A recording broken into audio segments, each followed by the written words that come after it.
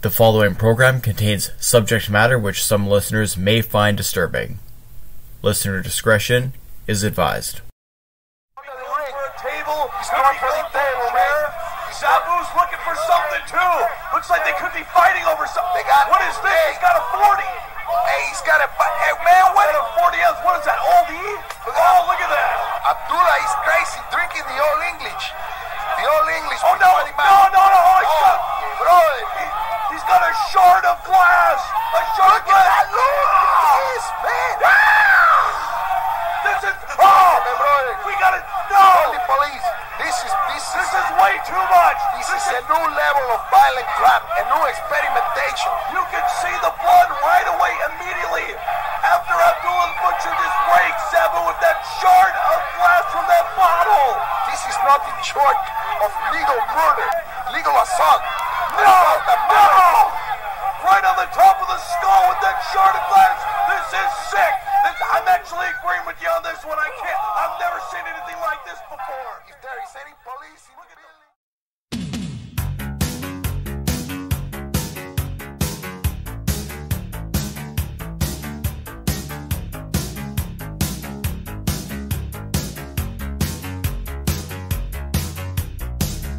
Dangerous, violent, controversial, unpredictable, infamous. These words and much more describe the man that we are going to talk about today. Join us on this episode of Grappling with Canada as we discuss the madman from the Sudan, Abdullah The Butcher.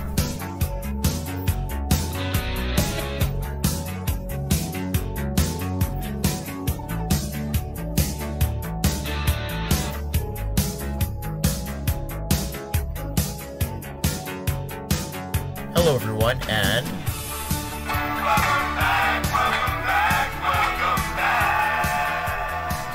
to an under construction episode of Grappling with Canada. As usual, I'm your host, the Taxman, and this month's episode is going to be a little bit different because I have no actual recording space this month. So if the audio quality is not what it usually is, I have to apologize. I've kind of been in and out of different parts of my household, Casa de Taxman, if you will. So I apologize in advance if the audio is not up to our usual recording standards. But regardless of that, I'm very excited for the subject matter today. We're going to be covering the incomparable Abdullah The Butcher. Now, I'm very excited for this episode for a couple of different reasons. One is because of the simple fact that, really, I didn't really know a whole lot about Abdullah The Butcher going into this program, and I learned so much about him. And the second one is because, I'll be honest, hardcore wrestling, deathmatch wrestling, blood, guts, gore, blah, blah, blah, not really my thing. So I was a little bit hesitant heading into this program because it's heavy subject matter, and it's researching somebody who's basically carved their niche, pun intended, carving up himself and his opponents. So this is it's been quite the eye-opening experience, if you will. And if you don't believe me, all you have to do is look no further than, any video match that you see on YouTube involving Abdullah The Butcher. I guarantee you he's getting juice or color, as the kids say, within the first 2 minutes of the match. It's not everybody's cup of tea, I understand that, but he is a very important person in the history of Canadian professional wrestling, and for reasons we're going to explain later on in this program. But before we get into all that, first off, I want to say a big thank you to everybody who checked out last month's program where we covered wrestling pioneer Jack Taylor. I understand, as usual, that's not everybody's cup of tea, but Jack Taylor is such an important part of the Canadian wrestling history that I felt that last month we did an excellent job highlighting his life and career. And a big thank you again to Nathan Hatton for joining the program to discuss Jack Taylor last month. So if you haven't heard that, I would highly suggest that you hop back in your time machine, if you will. Actually, it's way easier than that. Just go back one episode in whatever podcast platform you're using right now, whether that's iTunes, Stitcher, Google Podcasts, wherever you buy, trade, sell, barter your favorite podcast, you will find us. Go one episode back, you'll see our Jack Taylor episode. Really well done and really informative. Speaking of which, if this is your first episode that you're joining us this evening, afternoon, morning, wherever you are in this wonderful world, thanks for joining us. You can go in the back catalog. We have some excellent episodes on some great Canadian talent, such as Stu Hart, Dino Bravo, Earthquake, etc. So go back through the back catalog, and especially if you are on iTunes or if you're on Good Pods, which is a fantastic podcasting app, I must say. I know that iTunes has had a lot of issues as of late, so if you're looking for a new podcasting app or platform, I would highly suggest Good Pods. If you're on either of those or you're on Podchaser, please leave us a 5-star rating and review, and I will be sure to read that on the next available podcast episode. I should also mention, listen to me talk. We have our Facebook group, Grappling With Canada, facebook.com. Use that wonderful search bar, Grappling With Canada. Come join the group. Come have a discussion about the Abdullah the Butcher episode. As well, moving forward, I will be posting a week before the next month's episode drops, as the kids say, the new subject matter, which is going to give you some time to drop your comments, questions, queries, whatever you want to do under that, and I will make sure that they make air for said episode. So once again, use that wonderful Facebook search bar. Come join the group, Grappling With Canada. You can find this podcast, like I said, on any podcasting platform. You can also find it on YouTube, youtube.com/C/six-sided podcast. You can find me for contact, easy enough, on Twitter, at 6_podcast. And if you have anything that you want to email me about, you can email me at sixsidepod@gmail.com. And I'm going to repeat all this at the very end of the show, so if you missed it now, don't feel bad. We're going to rehash this all later on. But in all honesty, today we have a jam-packed show, and I'm really, really excited to be bringing it to all of you. So, like I said, today we are covering the incomparable Abdullah the Butcher. Now, for those who don't know who he is, a quick Google search or a quick YouTube search will very much explain what he's all about. Abdullah the Butcher is one of the most dangerous, one of the most violent, one of the most vile, one of the most impressive heels or bad guys in professional wrestling history. And it's not even close. And this isn't just somebody who is very important in Canada. We're going to get into that later on in this program. Like I said, I have some very special guests, but he was also very, very important and impressive and made a very large cultural impact in different parts of the world, which we are also going to get to later on in this program. So for anybody who isn't familiar with Abdullah the Butcher, let's jump right into it, because we have a lot of ground to cover and we have a lot of fantastic guests on the program. So, as we jump into it, Lawrence Robert Shreve was born January 11th, 1941. He grew up in Windsor, Ontario in Canada, hence Grappling With Canada. He learned karate and judo as a youth, and he was teaching fellow children in the backyard, and from all accounts, he ended up earning his 7th degree Grandmaster in judo. So that's kind of a quick Cole's Notes summary version of where he came from, his early life. But what we're really here to dig into is his professional wrestling career. Now, there is a ton of, shall we say, negative light shone upon Abdullah the Butcher online. And that is because wrestling was and still is, for the most part, when you're talking about older generational talent, it is still the business of smoke and mirrors.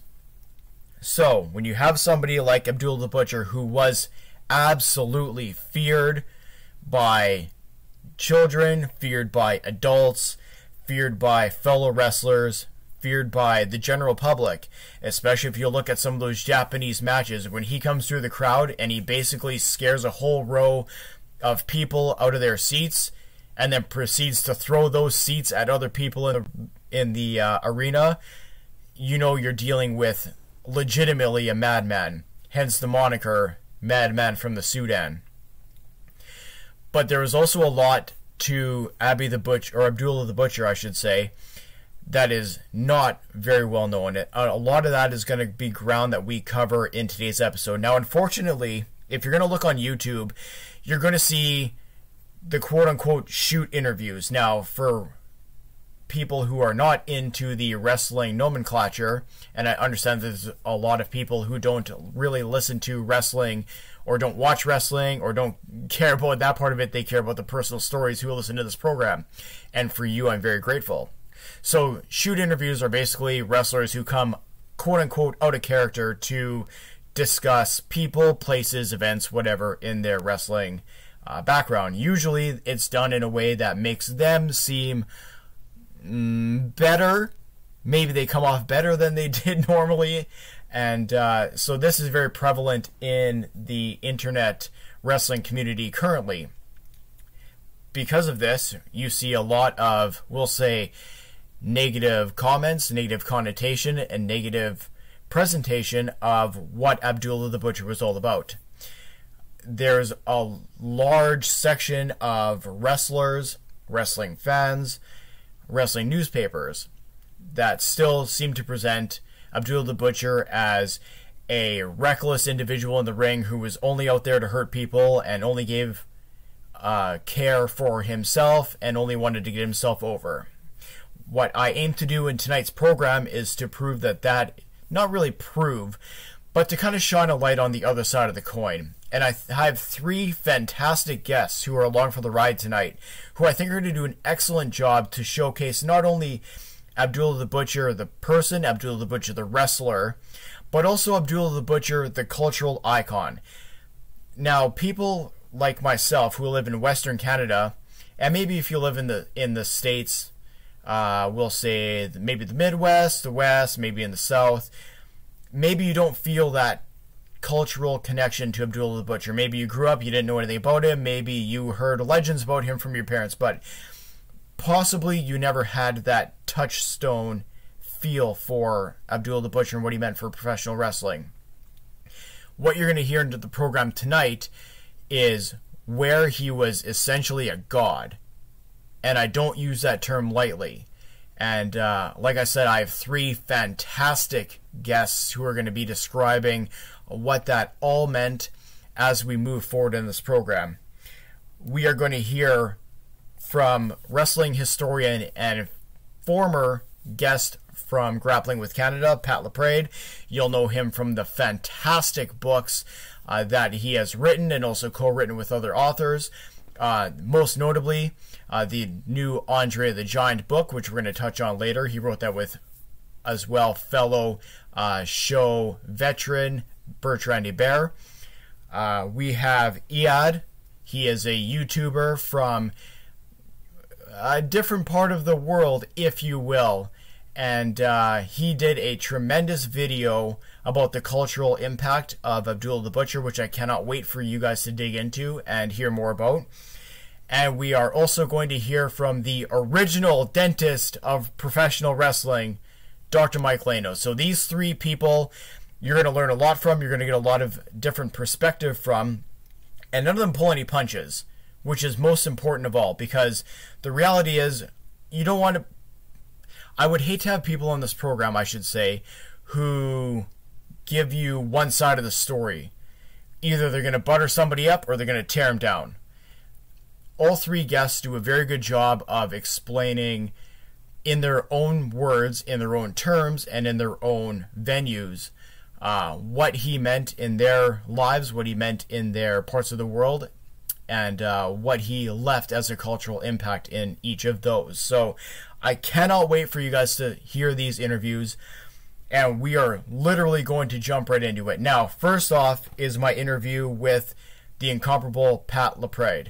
Now, a forewarning, I misspeak in my interview with Pat Laprade. It's it's humorous when you hear it, and I get absolutely schooled by Pat Laprade, and I loved every single second of it.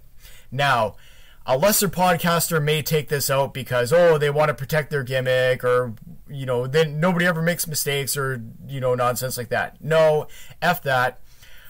I completely dropped the ball and misread something in my notes, and he totally calls me out, and it's great. It's great listening, so I left it in. Pat, you know what I'm talking about. Everybody else, you're going to get such a kick out of it, and we're going to jump into that interview right away.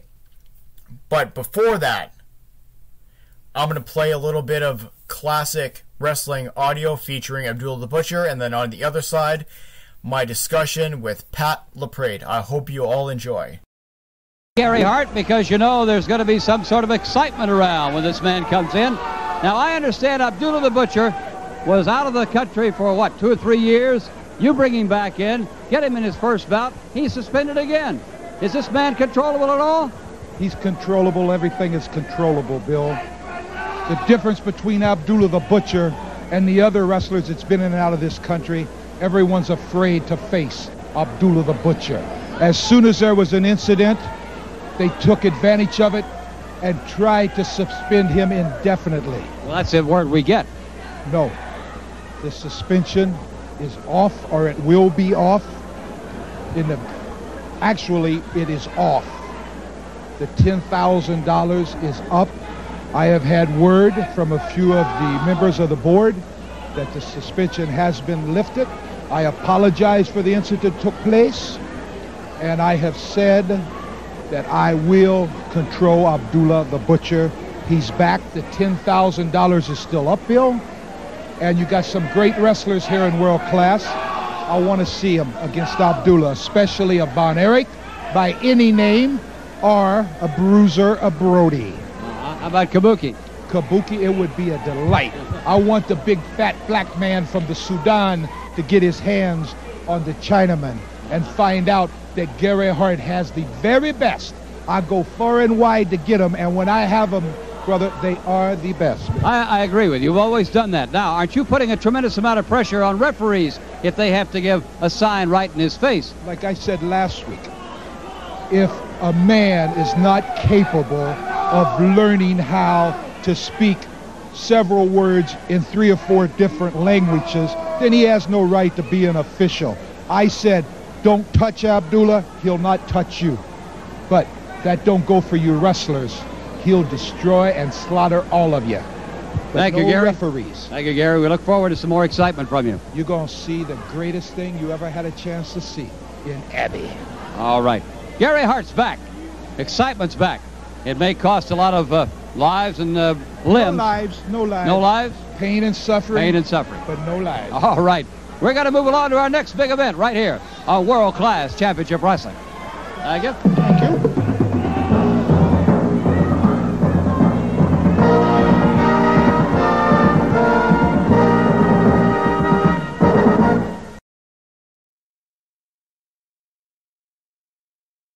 All right, very pleased to be joined on the line with returning guest Pat Laprade. Pat, how are you doing? Very good yourself. Not too bad, thank you very much. I'm wondering, has your blood pressure kind of leveled out now after Montreal's Cinderella run in the Stanley Cup Finals there?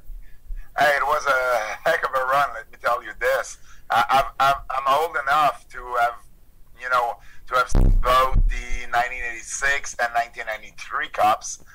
But it's it had been 28 years, so it was long overdue, and they give us a very cool spring and beginning of summer, and hopefully they can remain on top for a few years. Yeah, it would be nice to see them kind of repeat some of the success that they had this past year. What'd you think of the draft, by the way, while we're on the topic of the Canadians? What do you mean, the Montreal Canadiens draft or the draft in general? More specifically, what you thought of the Montreal Canadiens picks? Yeah, but for once they picked a few Quebec guys in later rounds, guys like Joshua and Xavier Simoneau and guys like that, been doing well in the Q League here. The first pick was, a bit controversial. I had my own opinion on this, but at the end of the day, if they can make that young kid a better person and develop into a fine hockey player, I think it's a win-win for everyone. But I know it's been a bit of a controversy here for the past couple of days. Yeah, I was watching the draft live, and when he got picked, the announcers were a little bit stunned. But I look at it kind of from both ways, right? He made a very poor mistake, and he recognizes it. So, like you were saying, maybe Montreal can help him grow up and recognize that you can't be doing things like that. Certainly not in today's day and age. Exactly.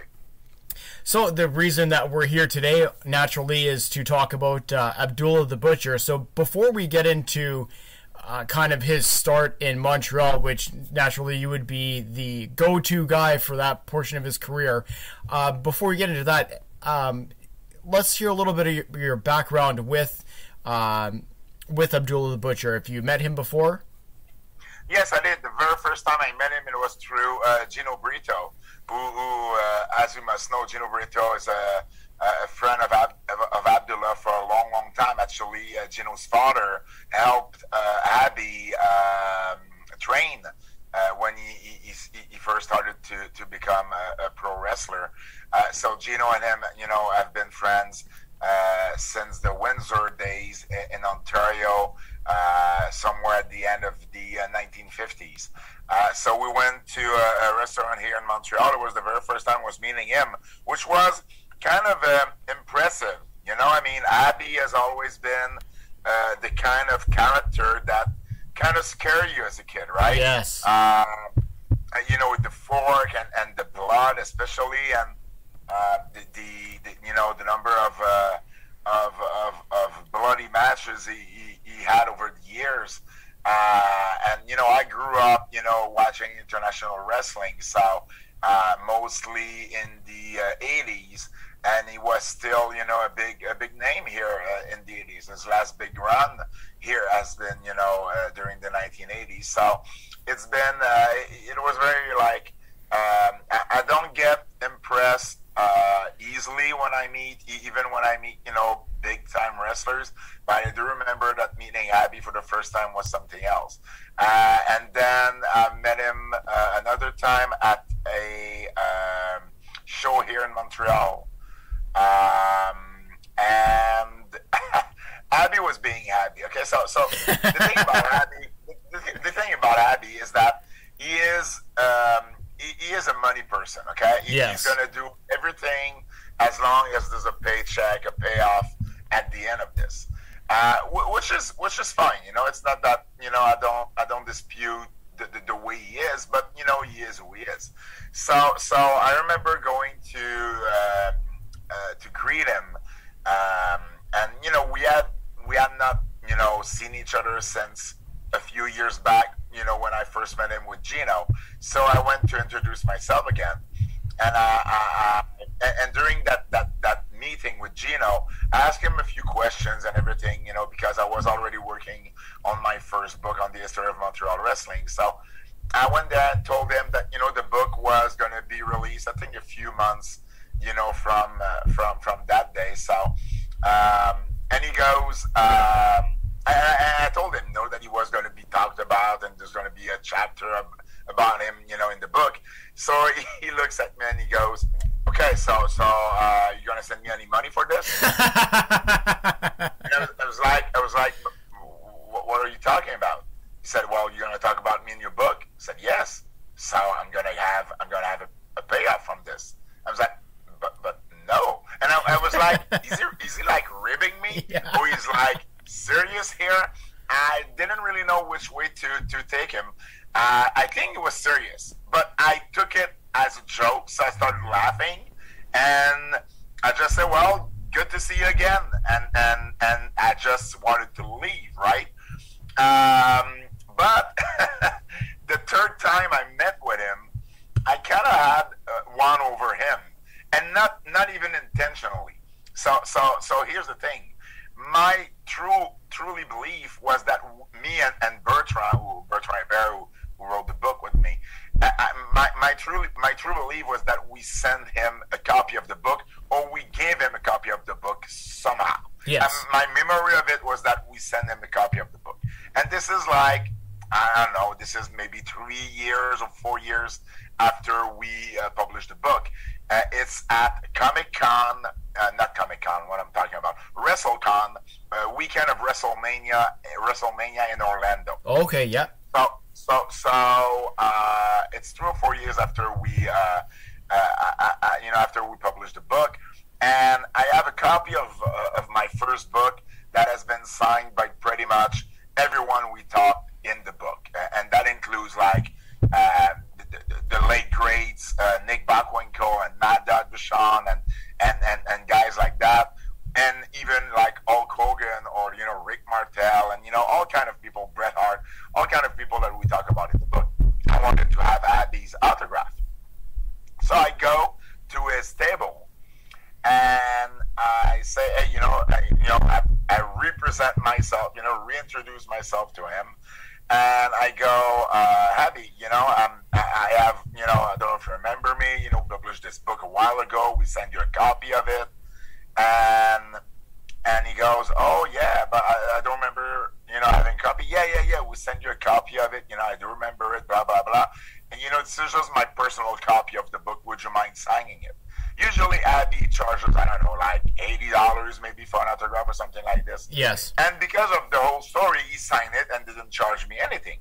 I go back to the table, and Betrand tells me, but we never sent him a copy of the book. Oh, no. I said, what you're talking about? He goes, no, I don't remember sending him a copy. And I'm like, but that's impossible. I'm sure we did. And we didn't have any copy of our book then.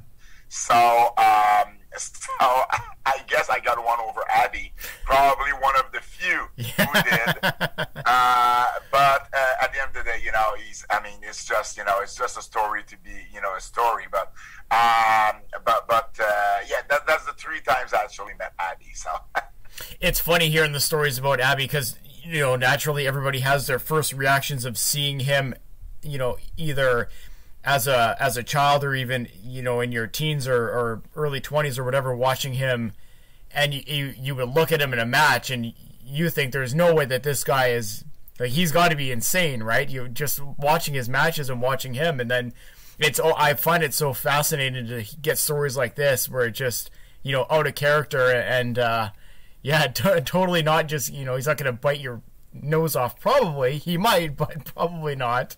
Especially if if you're asking for an autograph either. I have a photo of him because when I say I met him 3 times, what I mean is I met him like on a personal level. But yes. as a fan, I remember going to an Ottawa indie show in, I don't know, the early 2000s, mid 2000s. And I have a photo taken of me with Abby and the fork, on my forehead, like yes. He's going to spike me with his fork. So yeah, that's something that, that was his gimmick. And, as a fan, you're like, hey, I want to have that picture taken as well, So yeah, but like I said, when he was in his, when he was working for International Wrestling, I was, how old I was? My gosh, I was maybe between 6 and 10 years old. So I was just discovering pro wrestling, and you see a character like Abdullah The Butcher, just the name, yes, frightening you. And when you see him, wrestle the way he did, matches were never long, but always like very aggressive, very bloody. It was really, let's say, very much different than a Rick Martel scientific match, right? Yes. Yeah, you're going exact polar, or like one's the North Pole and one's the South Pole at that point. Yeah. So because Abdullah, from all my research, I got his start in Montreal, essentially, and that was under Jack Breton, correct? It was actually in Windsor. Oh, he started in Windsor. He started in Windsor, in Ontario. He used to work under another name before working as Abdullah. Trying to remember the name Zillis. Oh my gosh! I know there was Pussycat Pickens was one. I'll never forget that one. Zillis Amara. Yeah. Zillis Amara was one of the names he used, at the beginning. But soon enough, he became Abdullah the Butcher in Montreal in the mid to late '60s. When he started working for Johnny Rougeau. So he did his debut in the Windsor and Detroit territory, because it was close enough that they were working both cities. It was Jack Britton and Bert Ruby, a longtime promoter, who were promoting there, and he was good from the get go. Mighty Eyad, who worked with him when he was just starting on, and he was like, man, this guy, it's like if he was working for 10 years, but he was just beginning. Yeah. So it was just starting. He was very good. He knew what to do to get reaction, and when he became Abdullah the Butcher, that character was something else, and yeah. So he started with being managed by mostly by Eddie Creechman in Montreal, but others have managed him as well. Tony Angelo was one of them, but in Montreal it was mostly Eddie Creechman, and the two of them were like such a terrible duo. I mean, not terrible in the sense that they didn't do good, but they were like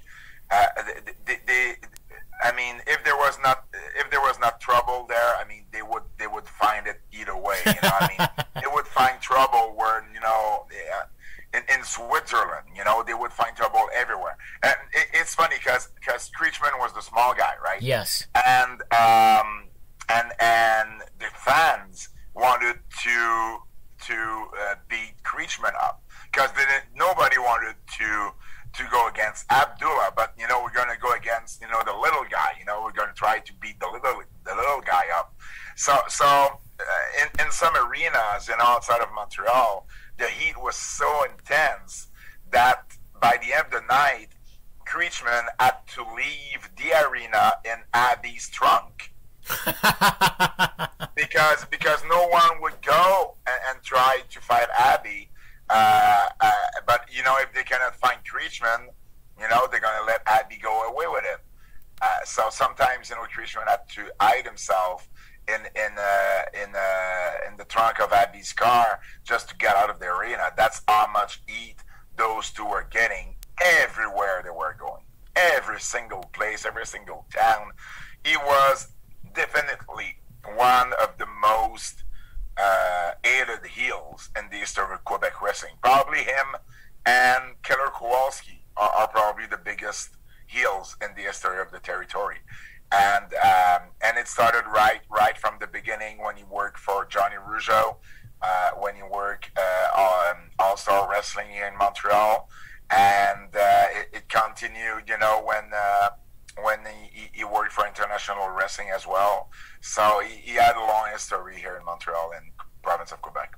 So I have to ask you, just in regards to the Abdullah the Butcher gimmick, because this is something that I've heard versions of, and everybody seems to have a different, it depends who you ask is who you get a different story from. But who would have created I hate using the word character, but who would have laid the groundwork for him to assume that moniker? Like, was that Gino Brito, or was that a combination of him and Abdullah, or was that somebody else entirely?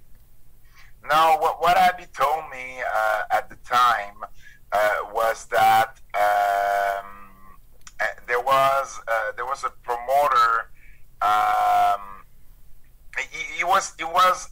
was in Vancouver, actually.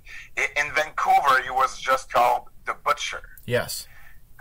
And then another promoter added Abdullah to the Butcher name, and that's the name that stuck, Abdullah the Butcher. So the name came from various promoters because the way he was wrestling, the way he was fighting, but the character per se was pretty much Larry Shreve, the man who just developed that kind of skills and wrestling, and the name came along. So naturally, he in Montreal is where he really becomes a big star, and I've read a lot online, and there's a lot of debate going back and forth because he was never a champion there. He never had the heavyweight title, but to me, a guy like Abdullah, he never needed the belt. That's not something that he really, in my opinion, he didn't need it because he was such a big name, and he was going to draw people regardless of what he was wearing around his waist. What's your opinion on Abdullah and never really reaching the heavyweight title picture? Well, actually, he did. He did What? 5 times. 5 in Montreal? In Montreal, yeah. 4 times during the 60s and 70s during the All-Star Wrestling days, and one last time during the International Wrestling days. His first title was in 1969. He defeated Ivan Koloff, which was kind of it was a heel versus heel, but it was untraditional, but still. Then Jacques Rougeau beat him a month later. Abby took the belt back before the end of the year. Johnny Rougeau defeated him this time. And then Abdullah won it back in 71 against Mr. X Tarzan Zora. He lost it to Carlos Roca. And then the 4th time was the title was vacant. It was at the very end of All-Star Wrestling in the summer of 74. The title was vacant, and Abby fought Tarzan Tyler in the tournament final, and he lost to Jacques Rougeau in September. So it was never like, it was always just a couple of months or 3 months reign, because that's the type of character he was. He wasn't gonna last long with the title, especially in those days where long reigns were mostly given to baby faces. And the very last time, actually, it was at the very end of International Wrestling. The title was vacant again because David Schultz had left the territory, and Abdullah beat Hercules Ayala in February of '87, and he was actually the reigning champion when the territory closed in June of that same year. I love getting schooled on my own show. That brings a smile to my face. I completely misspoke, and I don't know what in the world I was reading, but and that's why we have the experts on the program, ladies and gentlemen. That's tremendous.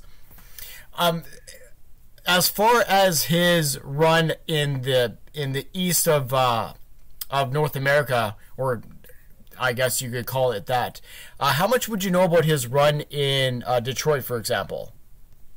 Well, Detroit, he was doing good. Especially once he became a household name, here in Montreal.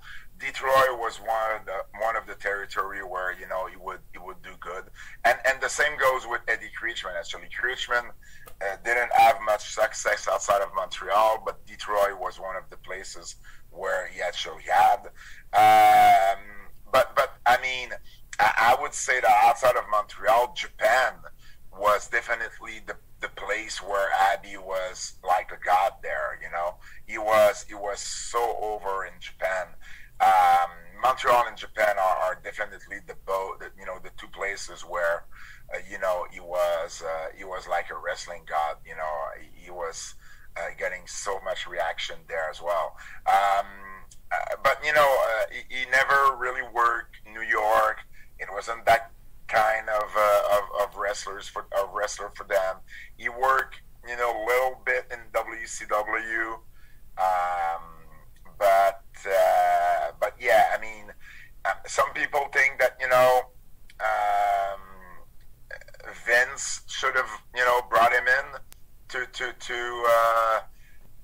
fight with to wrestle Hogan, especially when Hogan was looking for big heels in his first run, but yeah, at the end of the day, they introduced him to his to their the WWE inducted Abby to their Hall of Fame. But because they were in Atlanta, during WrestleMania 27, and Abby, had been living in Atlanta for years by then, so he had a restaurant there and all that. So, but yeah, I mean, Japan and Montreal definitely were the two places where he had the more success. The reason I'd asked about Detroit is because I was curious about the dynamic between himself and the Sheik, because they're both very out there characters, and I know that Detroit was not what it was at that point in time. Like, he was there in the mid-70s, I believe, so it's not like Detroit, previous to that, it wasn't roaring like it was at that. He worked Detroit in the early '60s. He worked Detroit before the Sheik got got his winning streak there and everything. Yes. But yeah, I don't know much about the Sheik and Abby in Detroit. I haven't researched that a lot, but yeah, I mean, they were both quite the characters, though. So we touched on a little bit about Abby's time in Japan, and there's one name that every wrestling fan would know, and that would be Terry Funk. And Terry has said multiple times that his top 3 greatest matches of all time were against Abdullah in Japan. Just talk a little bit about what Abby meant in Japan, and what was the difference between Abby's, or if there was any, presentation here and in Japan. Well, in Japan, he was. It was the same, pretty much the same gimmick, in the sense that he would be a big time heel in both places. Bloody matches. His match against Dino Bravo in Japan in the early 1980s is one of the matches that I heard the most when I started. When I was a kid, and then later on, when I started researching about the history of Montreal wrestling and both Abby and Dino Bravos, I mean, that match was like every tape trader wanted to have a copy of that match at the time.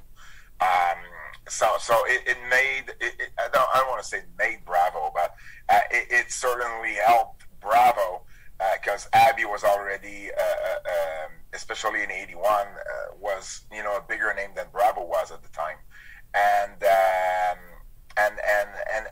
yeah, I mean, probably his best matches were in Japan, more than Montreal, but he was, I mean, the fans would react the same way because he was that big monster heel in Japan, and that's exactly what the promoters wanted of him there, right? Pretty much, I don't want to say like Bruiser Brody, but those big guys, that can be very scary, or especially in the '70s and the '80s, what you needed to be a great heel in Japan, whether it was All Japan or New Japan. That's what you needed to be there. So that's what they give him, and he had a worldwide career. Let's not forget that Abby wrestled in the Far East, in Europe, in Australia, in Africa, in New much, wrestled everywhere, and it was pretty much the same character over and over and over. But that's the type of character that you cannot have for like 2-3 years, no, even sometimes even a year in a row. You need to take break, you need to come back, and when you come back, it needs to be fresh programs and things that people haven't seen yet, and stuff like that. So we have Abby doing his best Madman from the Sudan gimmick all across Canada, across America, in Japan, across the Far East, like you just said. Then in 91, he winds up in WCW. Now, everybody needs to understand that WCW at this time was very cartoon light, maybe is the best way to say. And they introduced him, and as Jim Cornette would say, he came out of a box and he was over.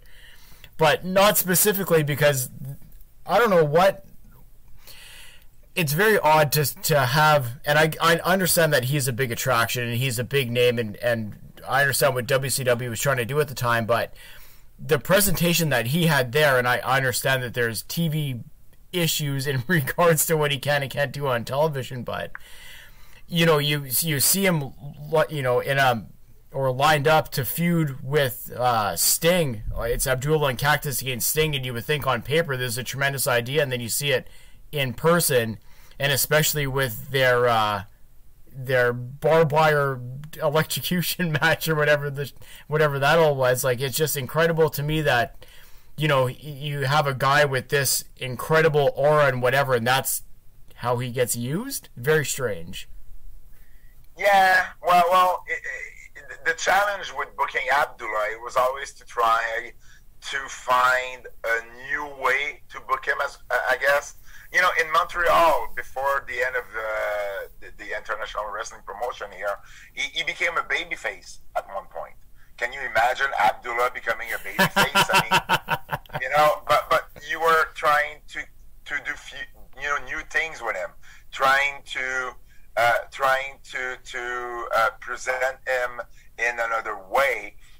So I'm only guessing that's what WCW was trying to do as well, because and don't forget, at the time, Abby was already 40 years old. Yes. He was doing short matches, but short matches that was very tough on his body. So he couldn't do the things he could do when he was younger, when he was much slimmer, especially. Because if you have seen photos of him when he first started back in the early to mid '60s, he was much more slim, in better shape, could do more things, obviously in the ring, and then his character developed into what we saw of him later on. But in the 90s, when WCW used him, he was, and it's funny to say that because he probably had, I don't know, 600 or 700 matches after that. Yes. But he was still kind of winding down in a sense, and I'm not sure he was really the right fit for North American wrestling. He was the right fit for Puerto Rico. Yes, he Puerto was. Rico was really into bloody feud and bloody matches. He was the right fit for Japan because he had such an aura there that and that he still has to this day. But I'm not sure he was quite the right fit for any big time North American promotion. Just for one shot deal, because I remember, I think it's Ring of Honor who brought Abby, in their early years, but just for one shot deal, stuff like that, to have a big house. Yes. Yes, that's gonna work. But for a longer run or for a big program, I'm not sure it was the right decision to make. Yeah, you look throughout you know, what were the big promotions at that time. You know, ECW brings him in for a couple of shots. Ring of Honor, like you said, brings him in for a couple of shots. Territories like that. But there's one thing that you had touched on, and I kind of want to I know we're backtracking a little bit, but I did want to expand on it a little bit. Is you had brought up the point that people were curious why the WWF would never bring him in during the Hogan era to feud with Hogan. Just for everybody out there, in the mid to late 80s, Hogan was king, like, no question, and so he's always looking for that next opponent. I'm wondering, was there ever much consideration for bringing Abby in, or how would that have looked if they did bring him in? Well, I think it would have been a great opponent to Hogan, because he still could go. You know, we're talking about WCW in '91. Now we would be talking about Hogan when, maybe 85, 86. Yeah, about that. You know, so it's he was still in his early 30s. You know, he was still able to go, and I do believe he would have been, you know, a great opponent to Hogan, because he could be that believable. You know, Hogan could have sold to Abby and still be credible. And Abby was the kind of guy that, you know, you really thought that he was hurting the guy. And that's exactly what WWF needed at the time. You know, someone legit that, you know, you really could believe that he was hurting the champion. So at the end of the day, it never happened. I think that, you know, Vince wasn't a big fan. I remember there's something that I'm trying to remember here. Was it J.J. Dillon who said something about? Let me try to find that as I'm talking to you. Sure. Yeah. Okay. So J.J. Dillon said that in 2005 he had not seen Abby in years, and the first thing he said was that WWF had made a mistake not to hire him. And JJ, in his book, says, well, I wasn't hiring, Pat wasn't hiring, it was Vince at the end of the day. Yes. So if he was never hired, it was because Vince never said yes to him being hired. So I don't know, you know, maybe he thought that Abby was too much for his TV, for northeastern Americans. I don't know, but you know, I do have to side with Abby here, because I do think that, you know, for a short run with Hogan in the mid 80s, it could have worked. Yeah, I have to agree, especially if you're not going to book him for a 2-year deal, but if you're going to run him for 6 months or so, right? Yeah, a short program just to put Hogan over. You pay Abby enough, and you know, yeah, that's true. But Abby was like that, right? But especially in Montreal, you know, when WWF got into town in late '85, early '86, I mean, Abby and Hogan in Montreal, I mean, it would have dropped big time.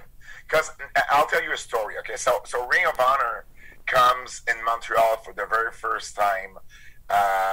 So when is that? It's 2000. Oh my gosh, my memory here. 2008. So 2008, Ring of Honor comes to Montreal for their very first time.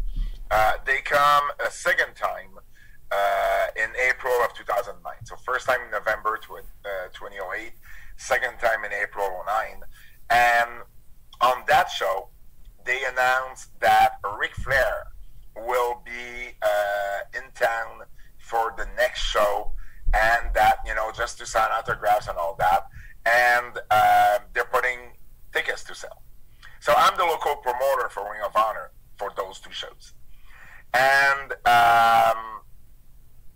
they didn't ask me my opinion before about Ric Flair or anybody else for that matter. But, you know, the day of the show, they're telling me about it. I said, okay. And we have not sold much tickets, neither at intermission or after the show. And they were kind of disappointed because to them, we're bringing Ric Flair, right? So why we are not drawing with Ric Flair? And I was like, but you need to understand something. Ric Flair, and I remember like it was yesterday, I had that same conversation I'm having with you now, but with Dave Meltzer. Very first time Dave and I met in Montreal, we went to, it was after a UFC event, and I was telling him that exact story, and he couldn't believe it. So I was telling him, Abdullah the Butcher in Montreal, even in 2009, will draw more than Ric Flair. And he couldn't believe it. And I was like, but you have to understand, Abby was on TV every week, or like, and often enough from the mid-60s to the mid-80s for like a 20-year period. And, you know, he would always come back for a spot show or, you know, a Jacques Rougeau show somewhere or stuff like that. He was a name. He was bigger than wrestling in Montreal. His name, you didn't have to follow wrestling to know about Abdullah the Butcher. He's still to this day probably one of the names that resonate the most with fans.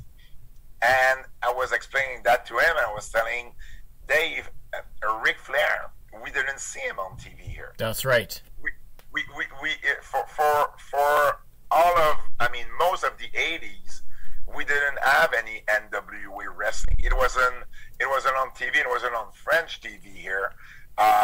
Only for a short period of time, it was on TV when Ronnie Garvin was the champion there. But it was only like when Flair jumped ship to WWF that people in Montreal, in the province of Quebec, which are mainly French-speaking people, got to see Ric Flair on French TV because of the WWF, and it was just for a couple of years. That's right. Yeah. So the only people who really like into Ric Flair are the ones that are you know, huge fans. You know, the real vivid fans will know about Ric Flair, but the regular fan, the casual fan, who wants to bring his kids to the show but won't be listening to every TV or won't be going to every show, won't read the magazines or later on the internet, didn't know much about Ric Flair. They knew more about Abdullah the Butcher. He was kind of a scary fiction character that you almost don't believe that he's real, but he is.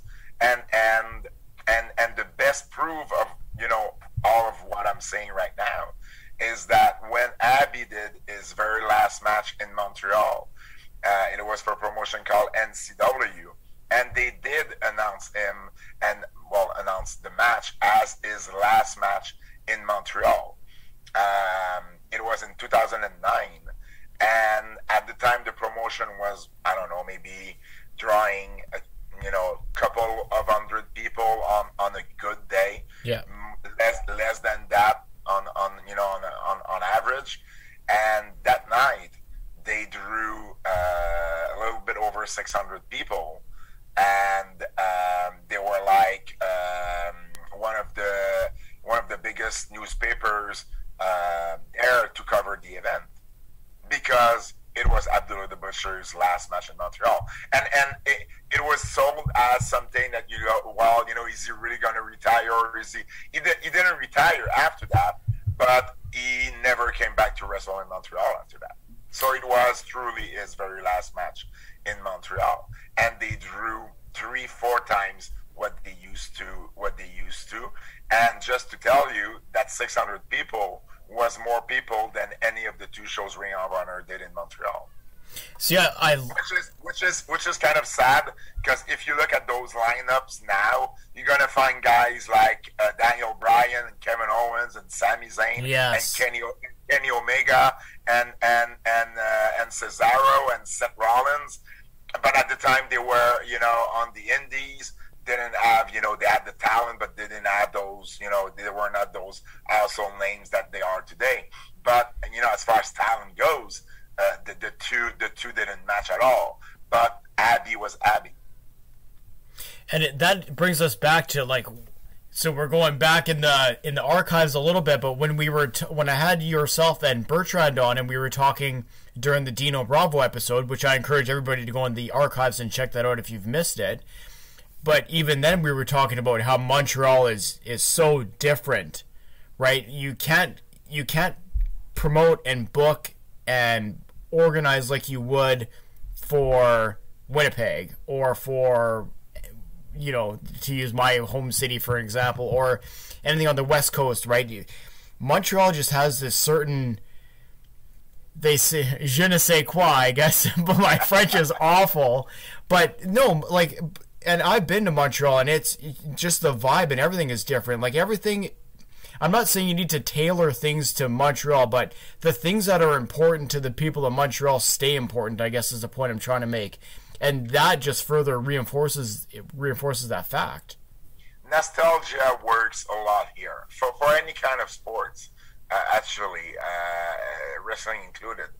When we did our first book launch for the book on the history of Montreal wrestling, I was trying to sell ECW Press that we were going to have a huge media lounge in Montreal. You know, that a lot of the media would be there to cover it, and we would get, you know, those old timers there, the Rick Martels, the Ray Rougeaus, the Gino Britos, and so on and so on.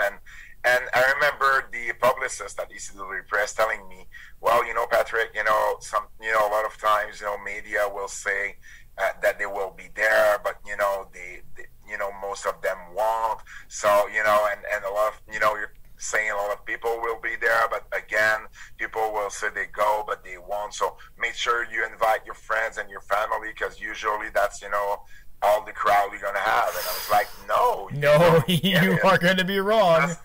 You just don't get what wrestling is in Montreal.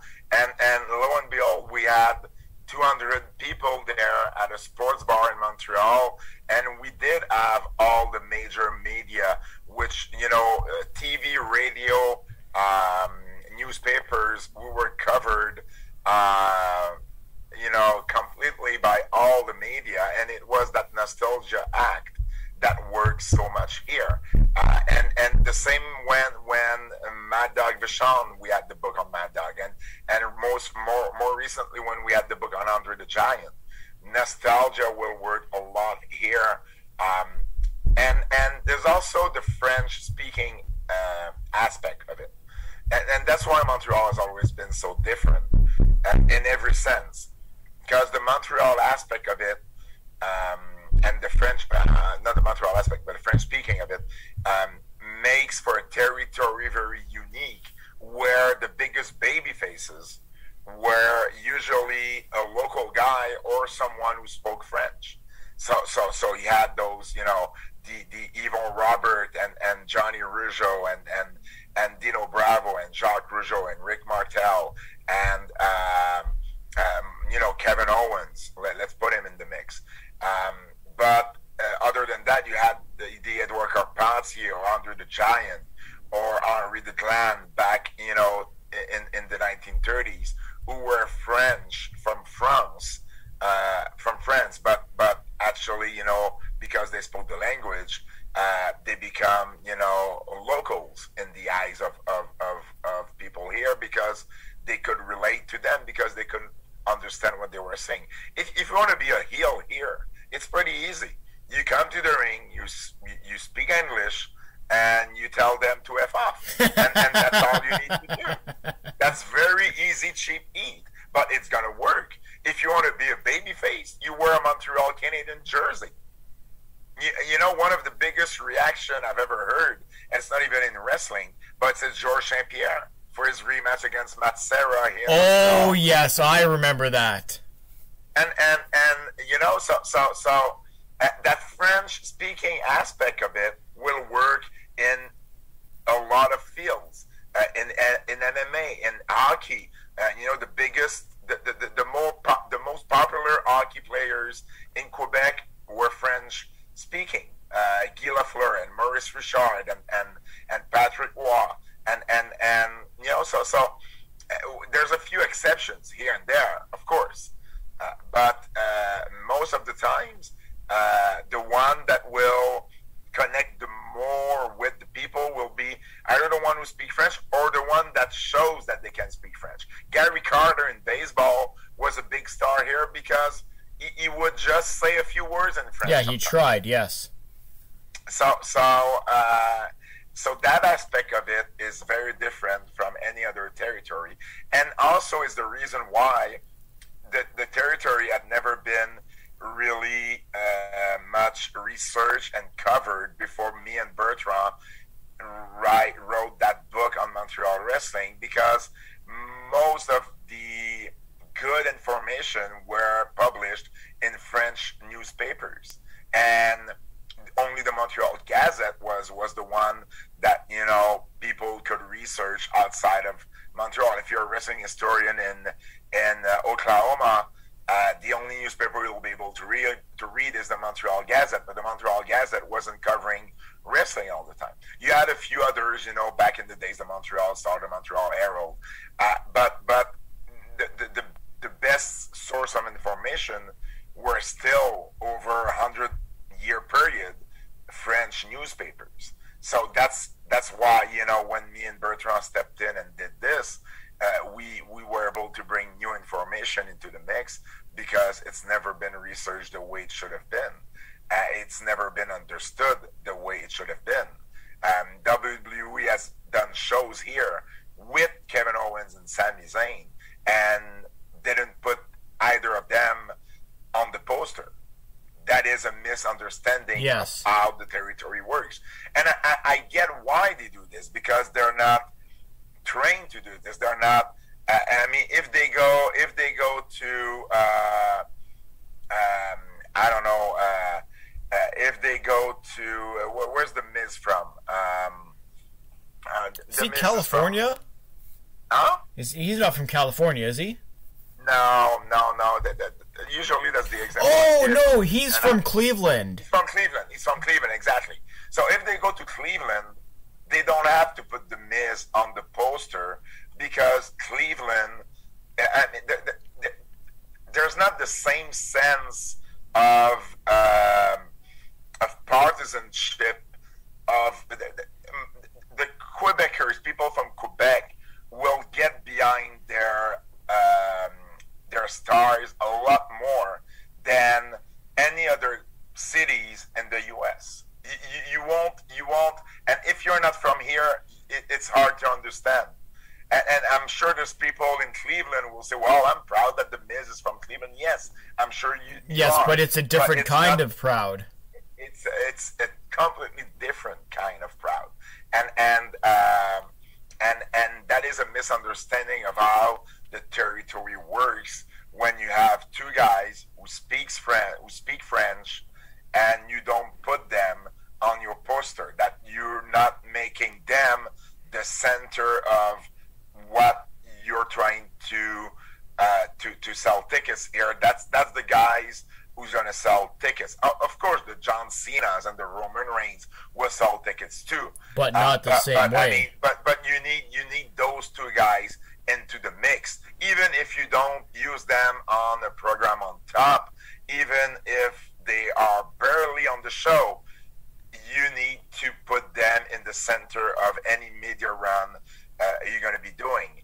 And WWE has a history of usually burying someone in his own town. In Montreal, you can't do that. If you want it to work, you have to treat those stars with what the fans here are expecting you to do. And that's why, you know, when we had Kevin Owens against Sami Zayn on a house show here, it was tremendous. It was tremendous because that's another thing. Two Montrealer or two guys from Quebec, fighting each other, that will work. Yes. It will always work. It worked in boxing. It worked in wrestling back in the days. The two of the biggest matches ever done in boxing here were two guys from Quebec. Jean Pascal and Lucien Boutte was the more recent one we had a few years ago. Dave Hilton and Stéphane Ouellet was another one. And we're talking like 20,000 people. We're talking about selling out either the Montreal Forum or the Bell Center or whatever. So it's huge, and that's usually, how this works.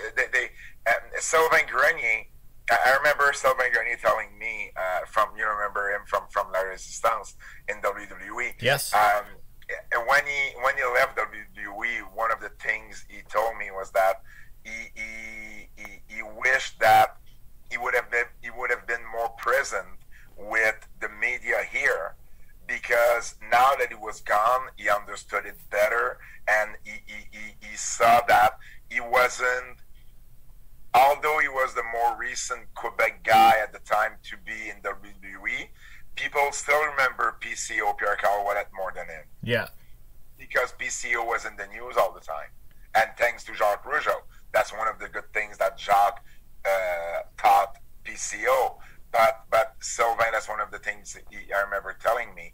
He wished that, he would have been more present when he was with WWE. So that's one of the things that I made sure with Kevin Owens, that when he got signed, I was like, Kevin, this is really important. You need to be present for local media here, and he always was, and he did, and he's considered like a big star here now.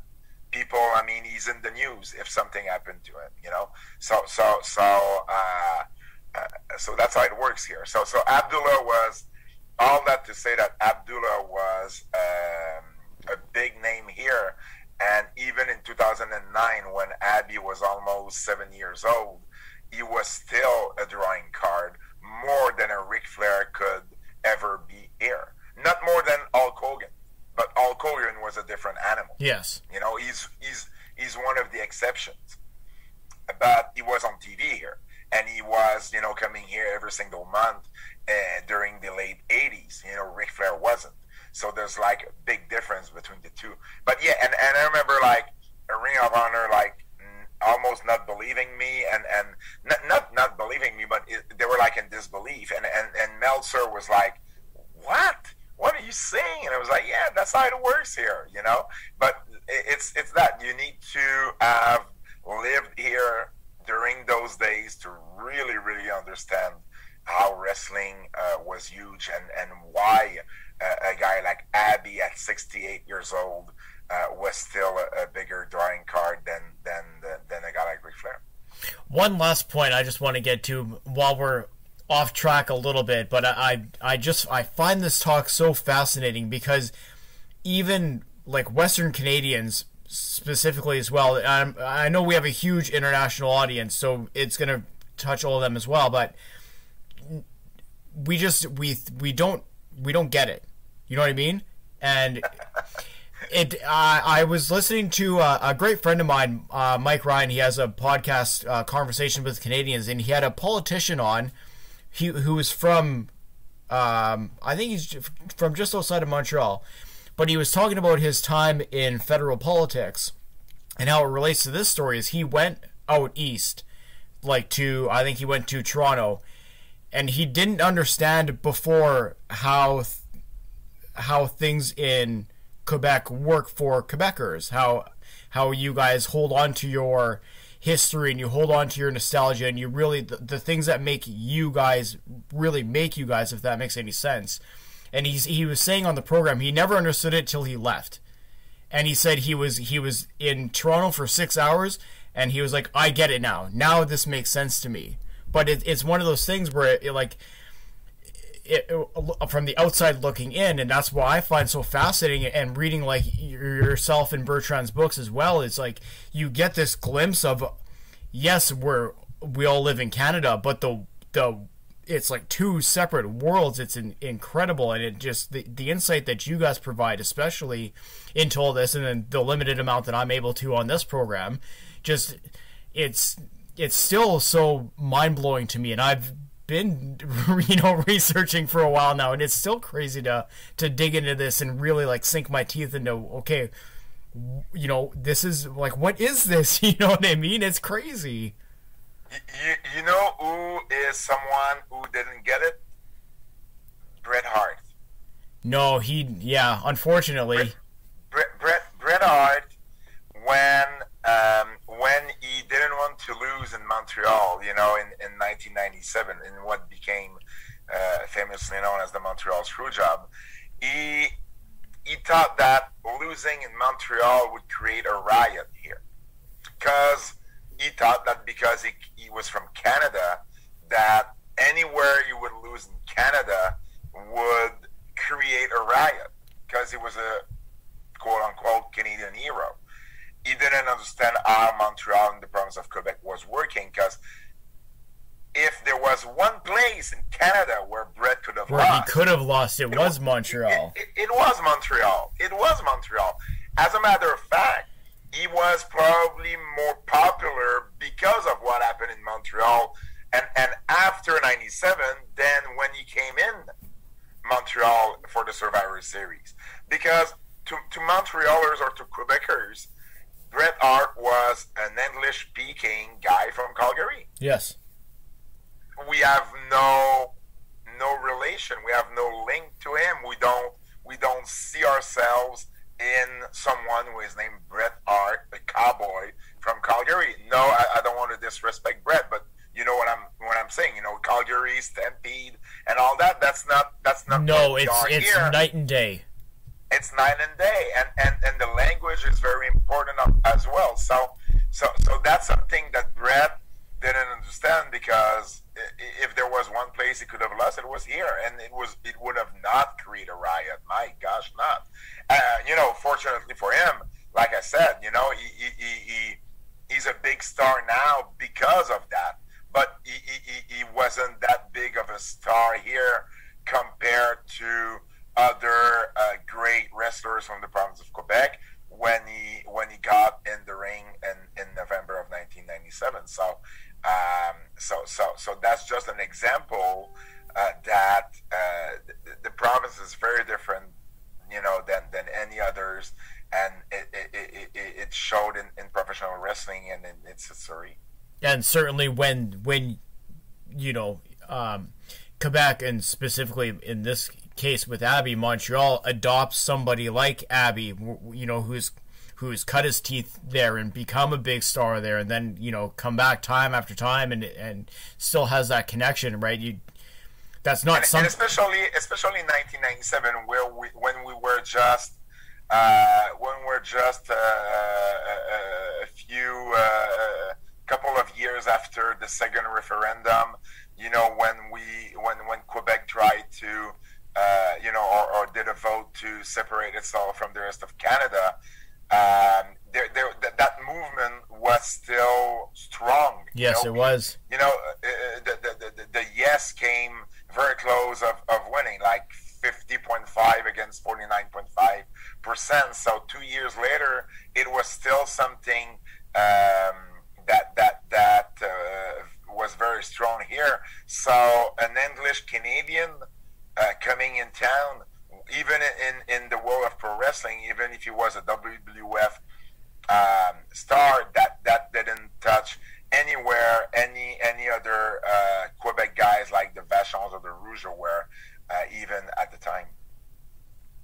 Yeah, I can't say it any better than that. It's it's very eye-opening, especially when you take that step back and really kind of immerse yourself into what was going on there. And again, that's the great thing about this program, speaking for myself, is that I'm able to now use this as a vessel, if you will, to go into these areas of Canada that I would have normally not ventured, right? But part of the fun, anyways, and something that I'm really enjoying as part of this program. Speaking, or just I guess we'll transition a little bit because I don't want to take up all your time tonight, and you've been very gracious with it, by the way.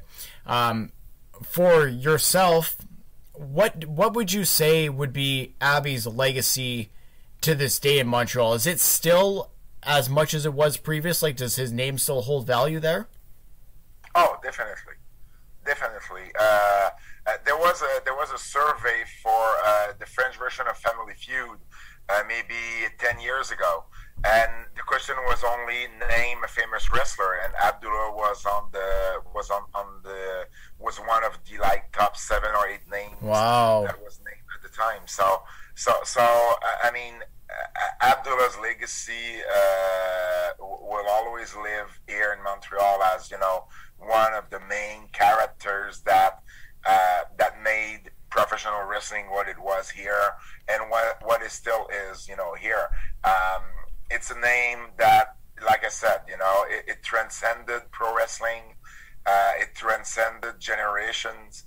I don't know one person involved in pro wrestling now that doesn't know the name of Abdullah the Butcher. I cannot say that everyone have seen matches of Abby, but they know the name. They heard the name. And if you're like 40 years and older, it's even stronger. You obviously you probably have seen him work, or you have your father or your grandfather who told you stories about him.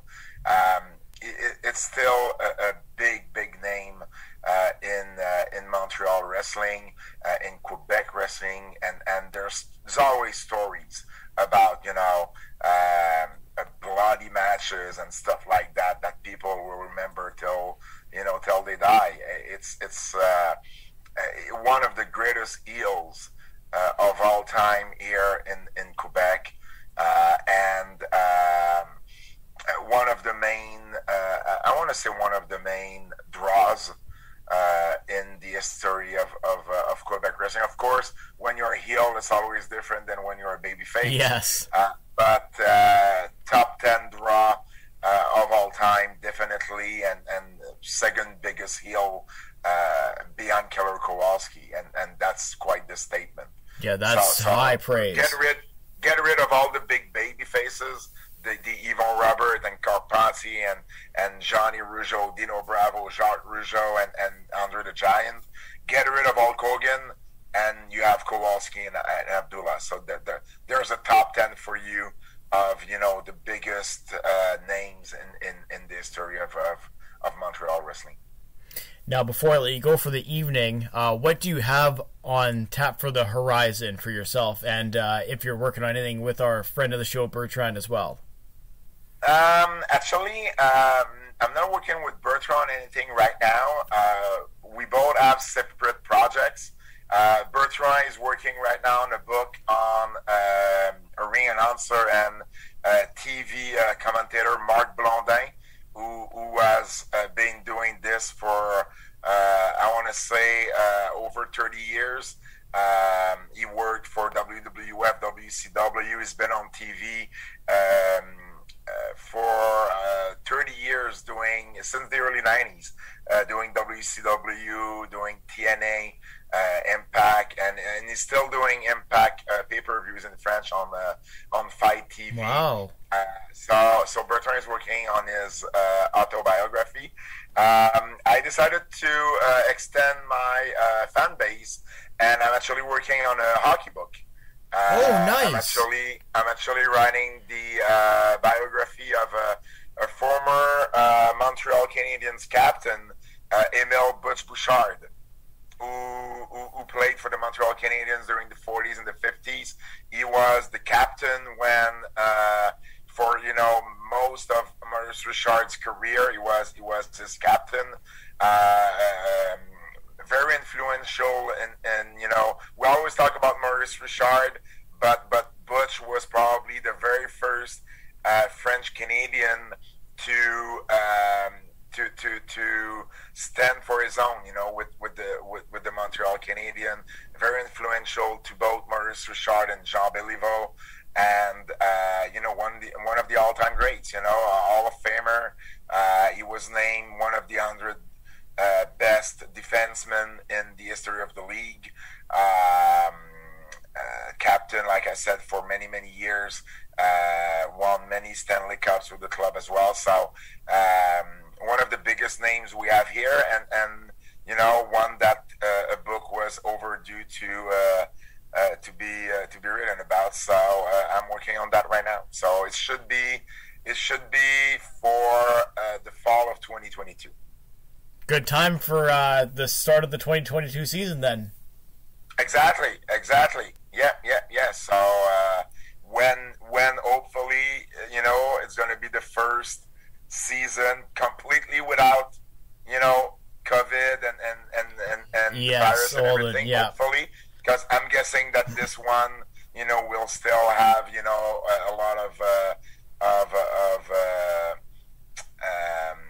rules to follow, and mask wearing, especially here in Canada, where it's completely different than in the US. So hopefully that's going to be the first season of a COVID 100% free season, and right timing for that. Yeah, right timing for Christmas as well. Perfect. Yes, perfect timing for both of those events. Pat, this was an absolute pleasure speaking with you tonight. Before I let you go, where can everybody get in contact with you? Very easy. Pat Laprade, Laprade on Instagram, Twitter, Facebook. You can buy any of my books. Amazon is the way to go. Mad Dogs, Midgets, and Screwjobs, the untold story of how Montreal shaped the world of wrestling. Mad Dog Vachon, Mad Dog, the Maurice Vachon story, which is the biography that I wrote with Betrand Hebert on WWE Hall of Famer Mad Dog Vachon. Sisterhood of the Squared Circle, the history of women's wrestling that I wrote with Dan Murphy, and our more recent one about Andre the Giant, the eighth wonder of the world, the true story of Andre the Giant, that's been having a lot of praise pretty much all around. And there's going to be, it's a hardcover book, but there's going to be a soft cover book getting released. I think we didn't even talk about that yet, so we might have a scoop here. Oh, I like it. Breaking news. So a soft cover version of the book coming up this fall. So we're gonna have that as well, with probably a different cover. So for those collectors out there that like to have a different version of the book, that's your way to go. And the book is also available, through Kindle, and there's an audiobook as well. I'm gonna speak to the kids and the wives in the audience right now.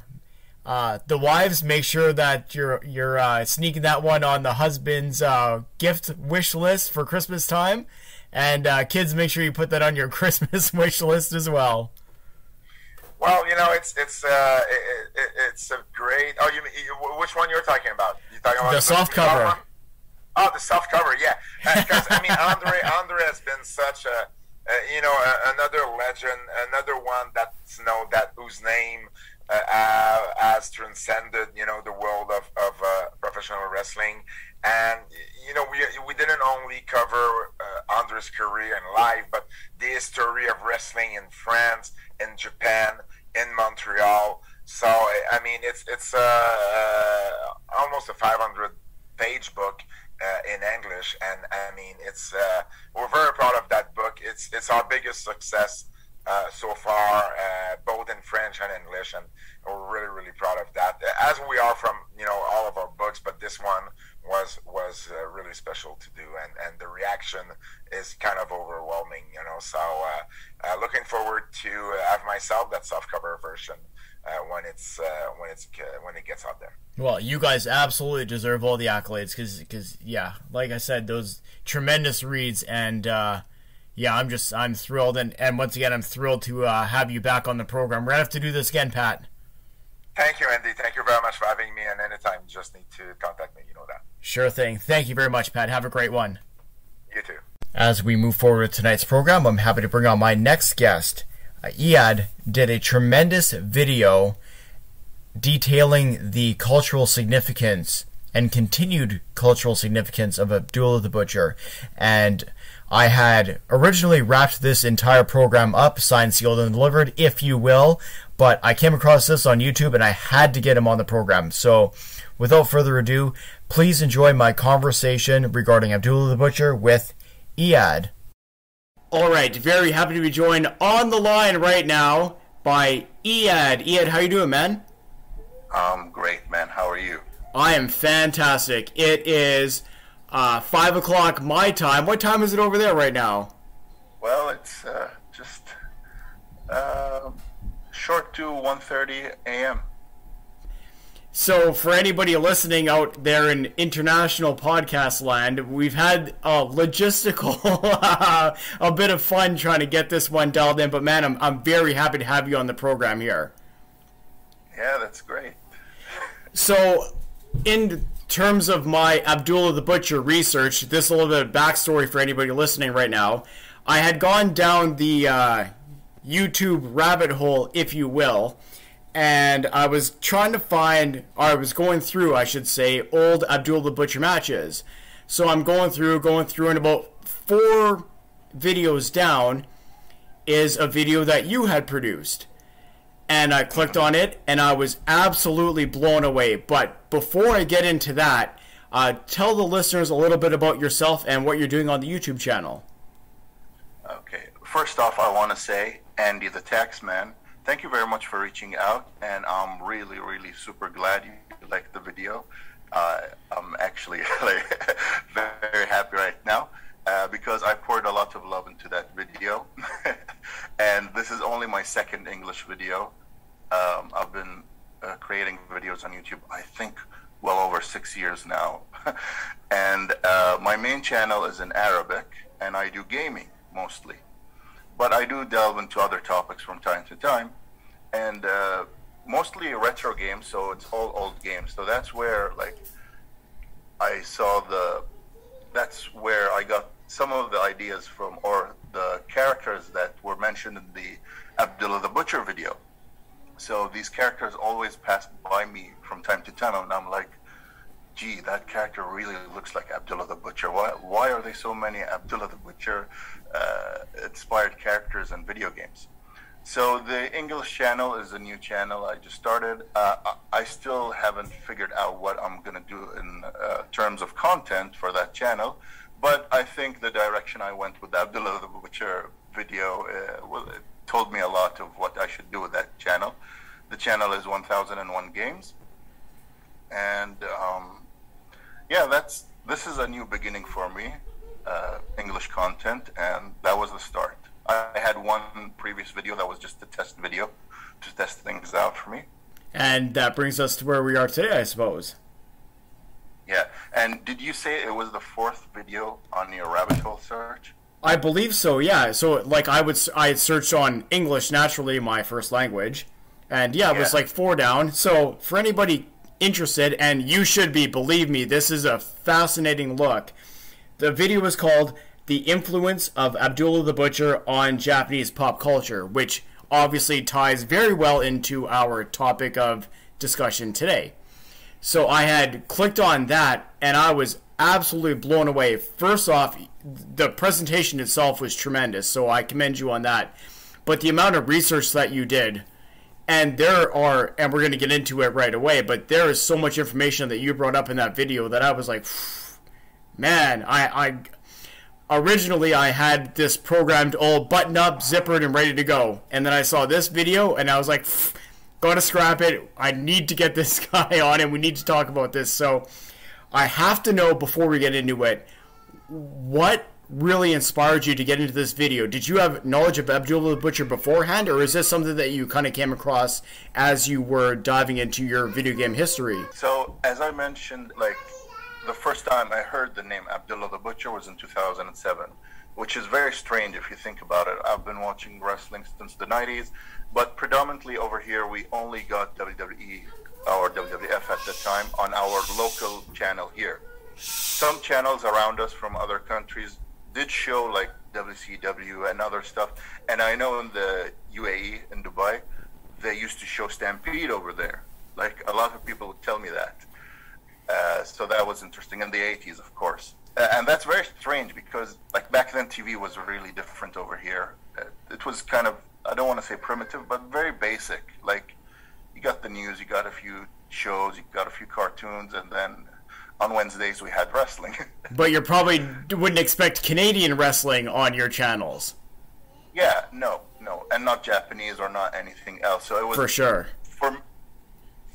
For me, like, since I started watching in the early 90s till like mid 2000s, it was just WWE.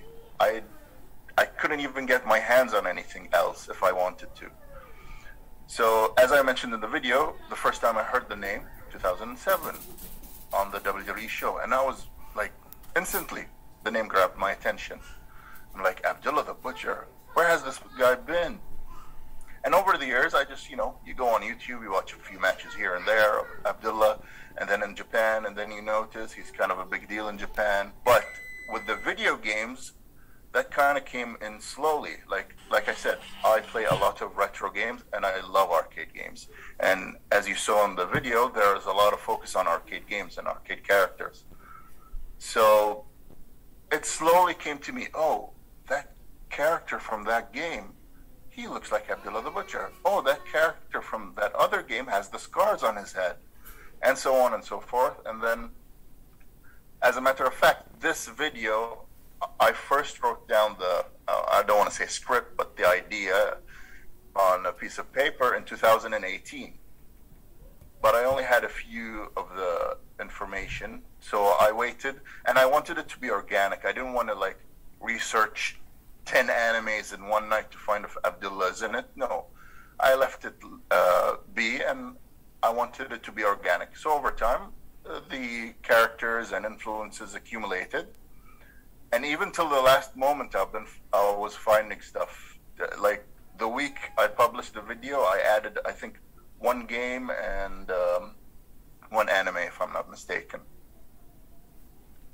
And then it kind of just built from there, I suppose, is as you kind of progressed through the library, is kind of the more you went, the more you found, I guess, is what it ended up being, hey?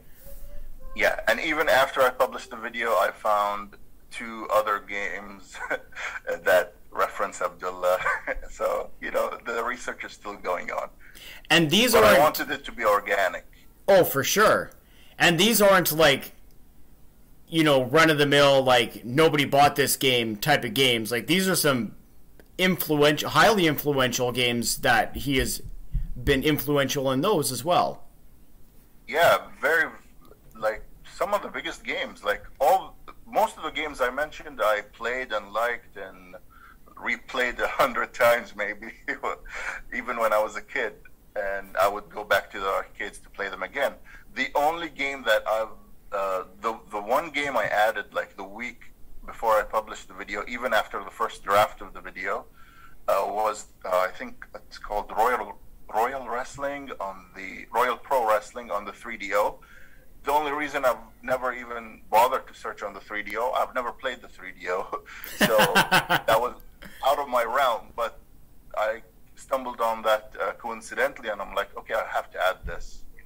It is weird, but it's funny because, like, I have read so much about, and that's the classic cliche line here in North America, oh, I'm big in Japan. But yeah. But when you're reading about Abdullah the Butcher, he was legitimately huge in the pop culture of Japan. And what I found it fascinating in your video was the games that were listed. It's like I said, big name games like Pokemon. He influenced a bunch of those characters as well. And things you would not normally think about, and then you see, and you wouldn't notice them. Like exactly. Pokemon specifically, like I've played Pokemon since the game came out and watched the anime and all that, and still play the games. And back then, I would have even noticed it until I researched, and like, so that was kind of subtle. The reference there is subtle, but the Pokemons, Machamp and Machoke, they're fighting Pokemons and they're wrestlers. Yeah, which is tremendous. What I was blown away as well was how prevalent he was. Is it manga? Is that how it's pronounced? You can say it manga. Okay, but how prevalent he is in that culture as well. Can you speak a little bit about that as well? Yeah, so I didn't include a lot of mangas because there are a lot of mangas. Oh, there's so much. Yes, I only mentioned the main one, which is he was the main character in that one, and that's like a comedy romantic manga, which is a strange thing on its own. But there are other mangas that I didn't want to include because I couldn't find a lot of information. Anyway, so the manga, in one of the mangas I found, I think the manga is called Worst or something like that. There's like a group of high school kids. I'm not sure if they were a gang or something, but they were a group and they had a name. And the name was, I think, Fantastic Butcher Ichiban, which the initials would be FBI. Yes.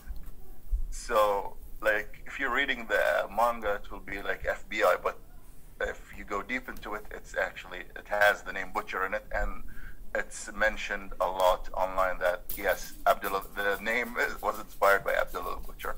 So there are these subtle, references of it. Abdullah. It doesn't have to be a character.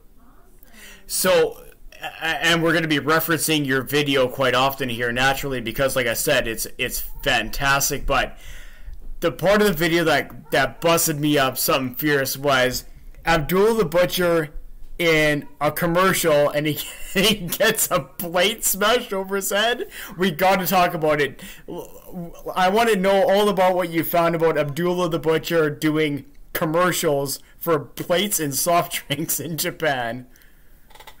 Okay, so for me, the one where he's dancing was funnier, the Suntory lemon drink. Yeah! So out of character. And if you notice, they covered his scars with like a bandage. Yes, that's right, too. Or sunglasses, I think. Okay, there were two commercials. In one of them, the scars are covered with sunglasses, and the other one, it's with a bandage, I think. I guess the Japanese consumers weren't ready for the scars back then, I guess. Only in the wrestling ring. Yeah, and those are not all the commercials. I couldn't find all the commercials. I found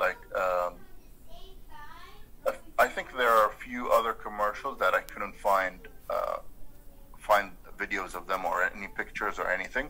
I think one of them was for a ramen company, and you gotta think and figure. Like, I remember hearing Gene Simmons of Kiss saying once about their merchandise and licensing deals. Like, he says that the craziest merchandise of Kiss is found in Japan. Yes, I have heard that. Licensed Kiss for every product possible. Like, if you go to Japan back, I guess, in the 70s and 80s, you couldn't find like a product that didn't have like a Kiss on it, or it's endorsed by Kiss back then. So you got to figure that the same would happen for Abdullah the Butcher if he's that big in Japan, as we saw. So that's one thing I didn't want to delve into in the video, because I couldn't find a lot of examples of Abdullah the Butcher endorsed products, let's say, or merchandise.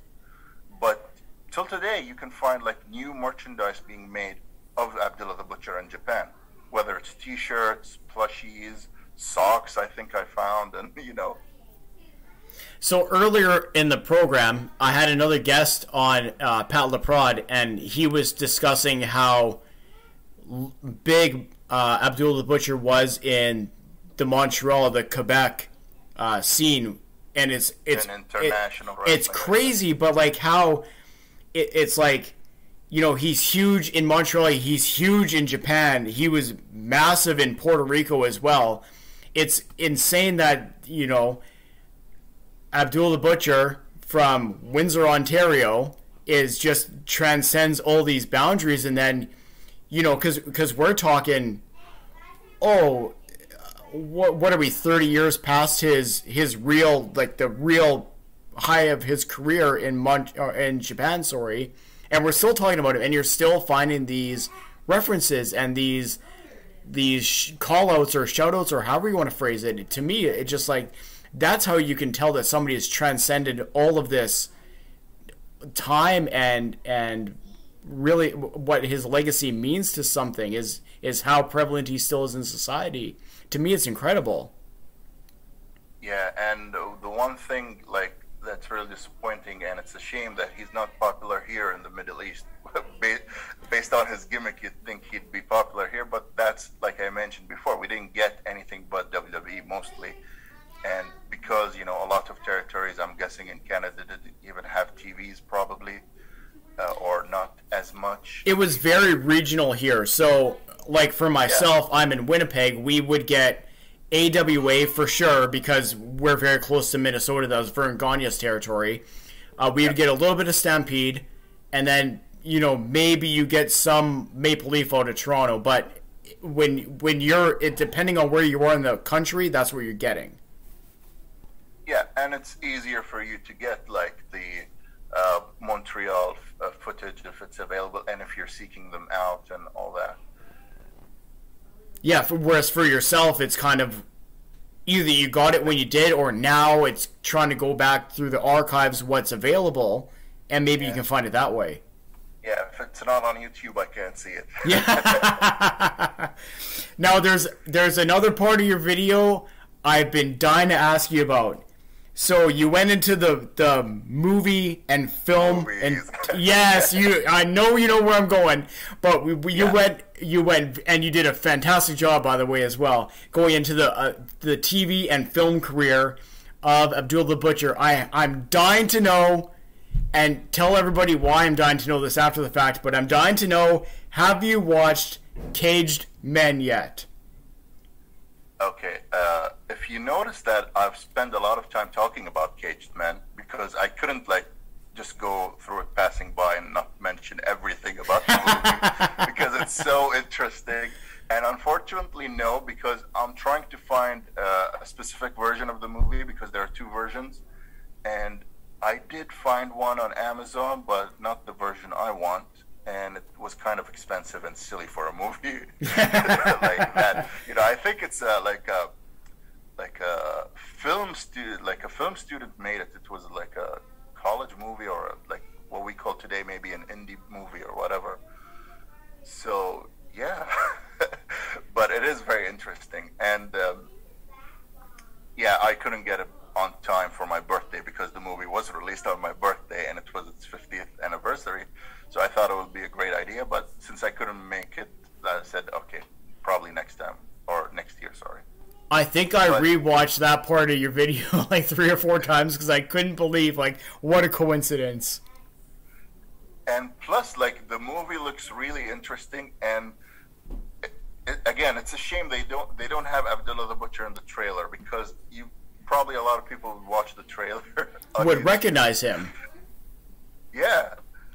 So yeah, and the second version of the movie, I don't know if you noticed it. I flashed Maria's what's her name, Maria Canales' picture. Yeah, because the second version of the movie, I guess she had like a show or an internet show where she reviews like bad movies, and that's the second version. Like, I guess it's like kind of what's her name, Elvira.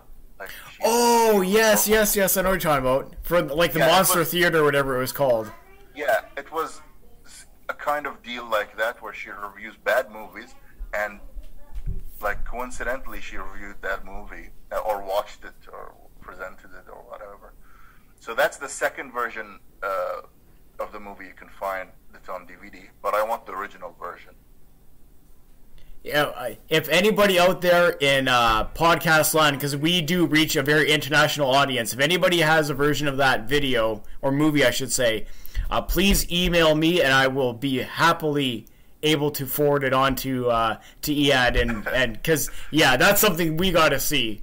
I'm looking at you, Pat Laprade. Maybe you got it, so. Yeah, and we have to mention that the movie has multiple names, so it's Caged Man or Caged Man and One Woman, or... yeah, it's got the longest title I've ever seen in a movie. Yeah, I'm gonna get you, Elliot Boy. You know, it's weird. But the trailer doesn't look interesting at all, but, you know... But when you know, and then the fact that was it Quentin Tarantino who showcased it as part of his big showcase? Festival, yeah. Yeah, that's right. Yeah. How incredible is that? Yeah, and that was like something I discovered later on. Like I think I already recorded that part, and then I found that link to Tarantino Fest because it kept popping up every time I go into IMDb. So I'm like, why is this link popping up? It's like from 2006. I'm like, okay. And I went in and the movie was there. Incredible. So, yeah, if Tarantino thinks the movie has got something, I gotta watch it. It's gotta have it, yeah, for sure it does.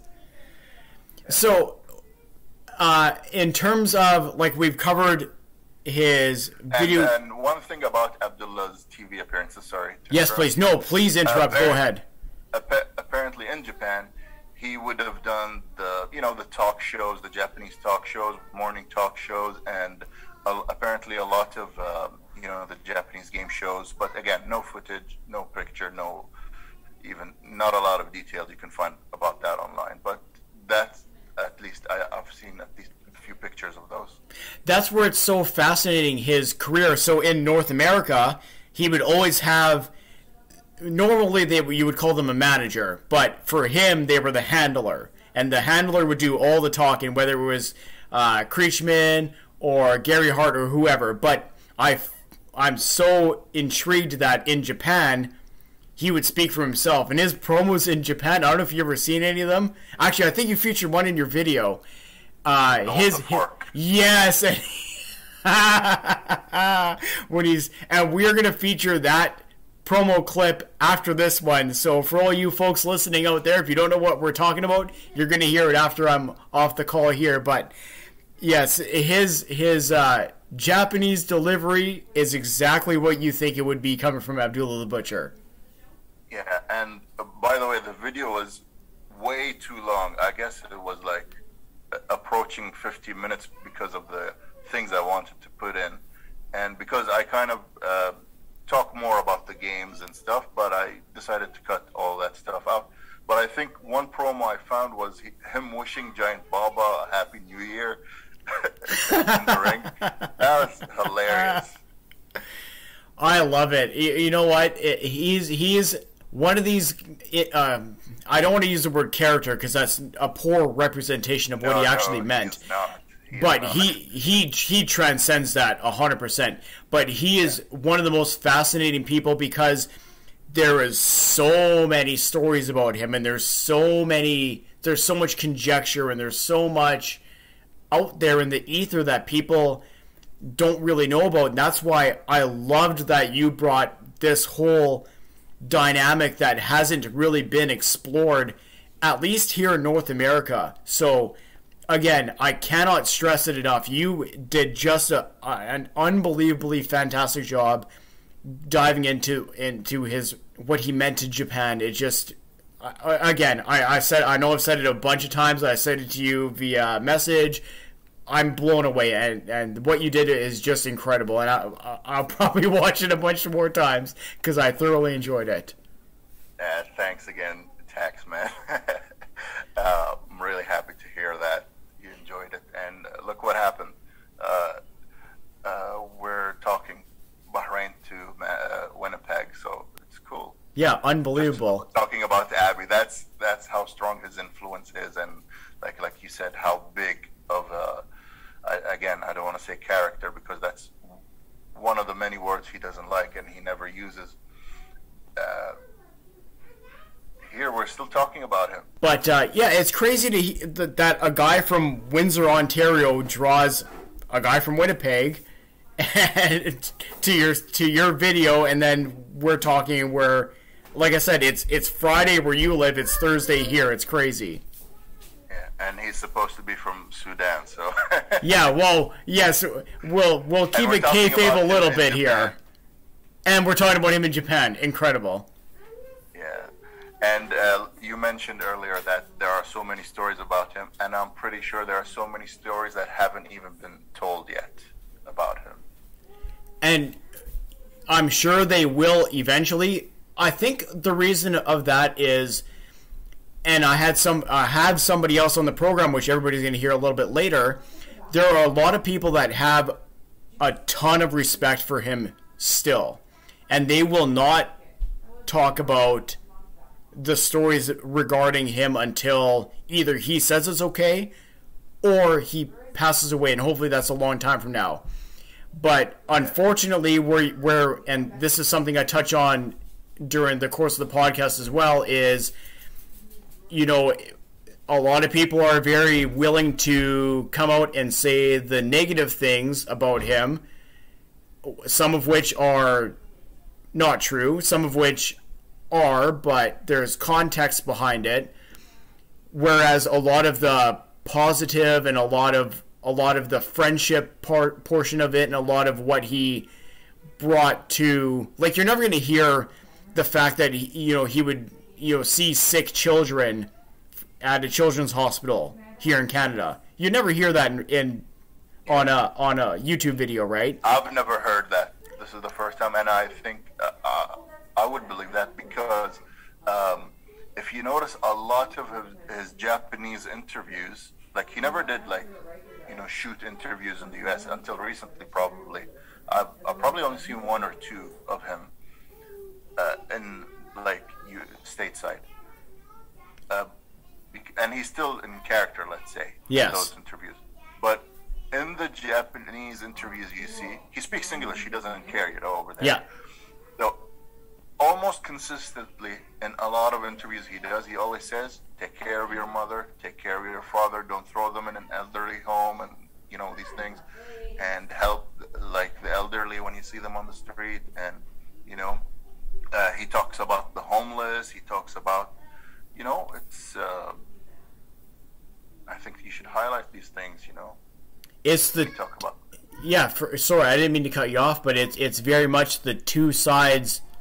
Like, everybody always says there's two sides of a coin, but legitimately there's two sides to Abby. And I feel like the gory, bloody, whatever version is the one that we always seem to focus on as wrestling fans, and we kind of don't do a disservice, if you will, to look at the other side of it. Yeah, that's the spicy part of his story, I guess. It's the one that will get clicks and yes, views. But yeah, the other side is just as interesting and even better, probably. All right, so as we look to wrap up this portion of the program, what do you have coming down the pipeline right now?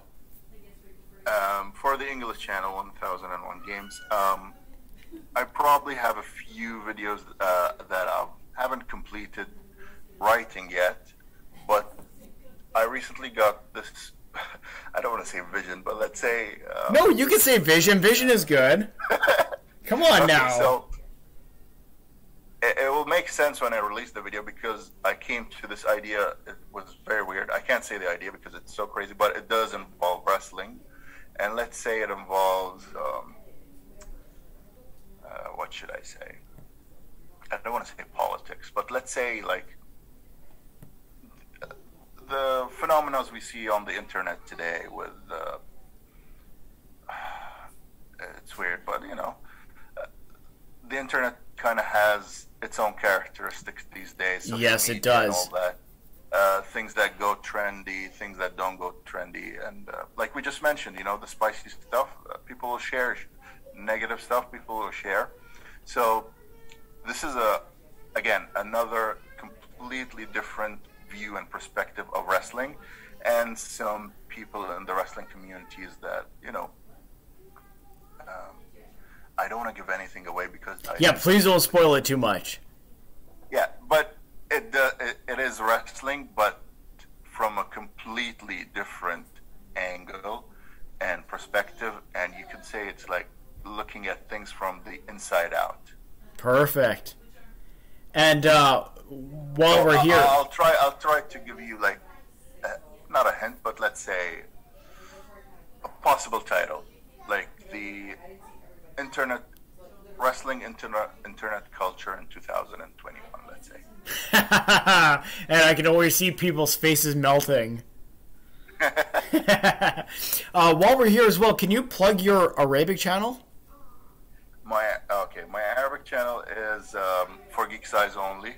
I focus on retro games, but I do play review modern games, and from time to time I do these. Like, I don't want to say a video like the Abdullah the Butcher one, but yeah, something close to that.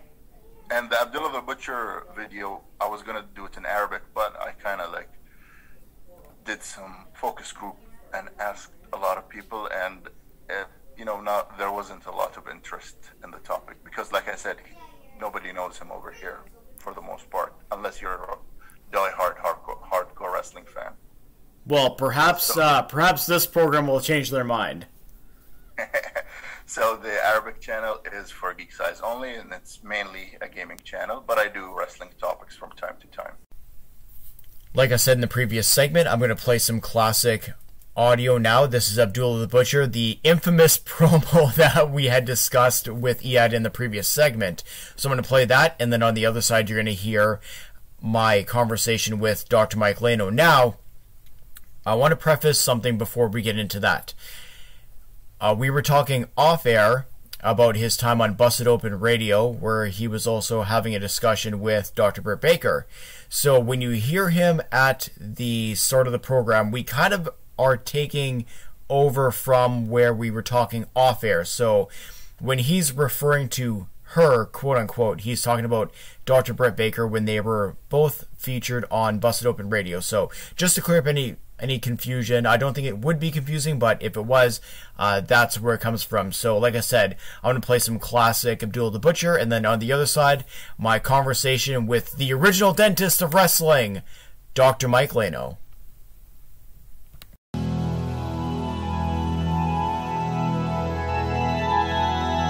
I am not worrying about these other little gorillas. I am only worrying about Tenyu. Me and my partner Gocho is going to beat the living shit out of Tenyu. I've been chasing Tenyu for many, many years. Now I finally got the chance to come to Japan and fight Tenyu. He's not hungry no more, but I'm here to beat him up.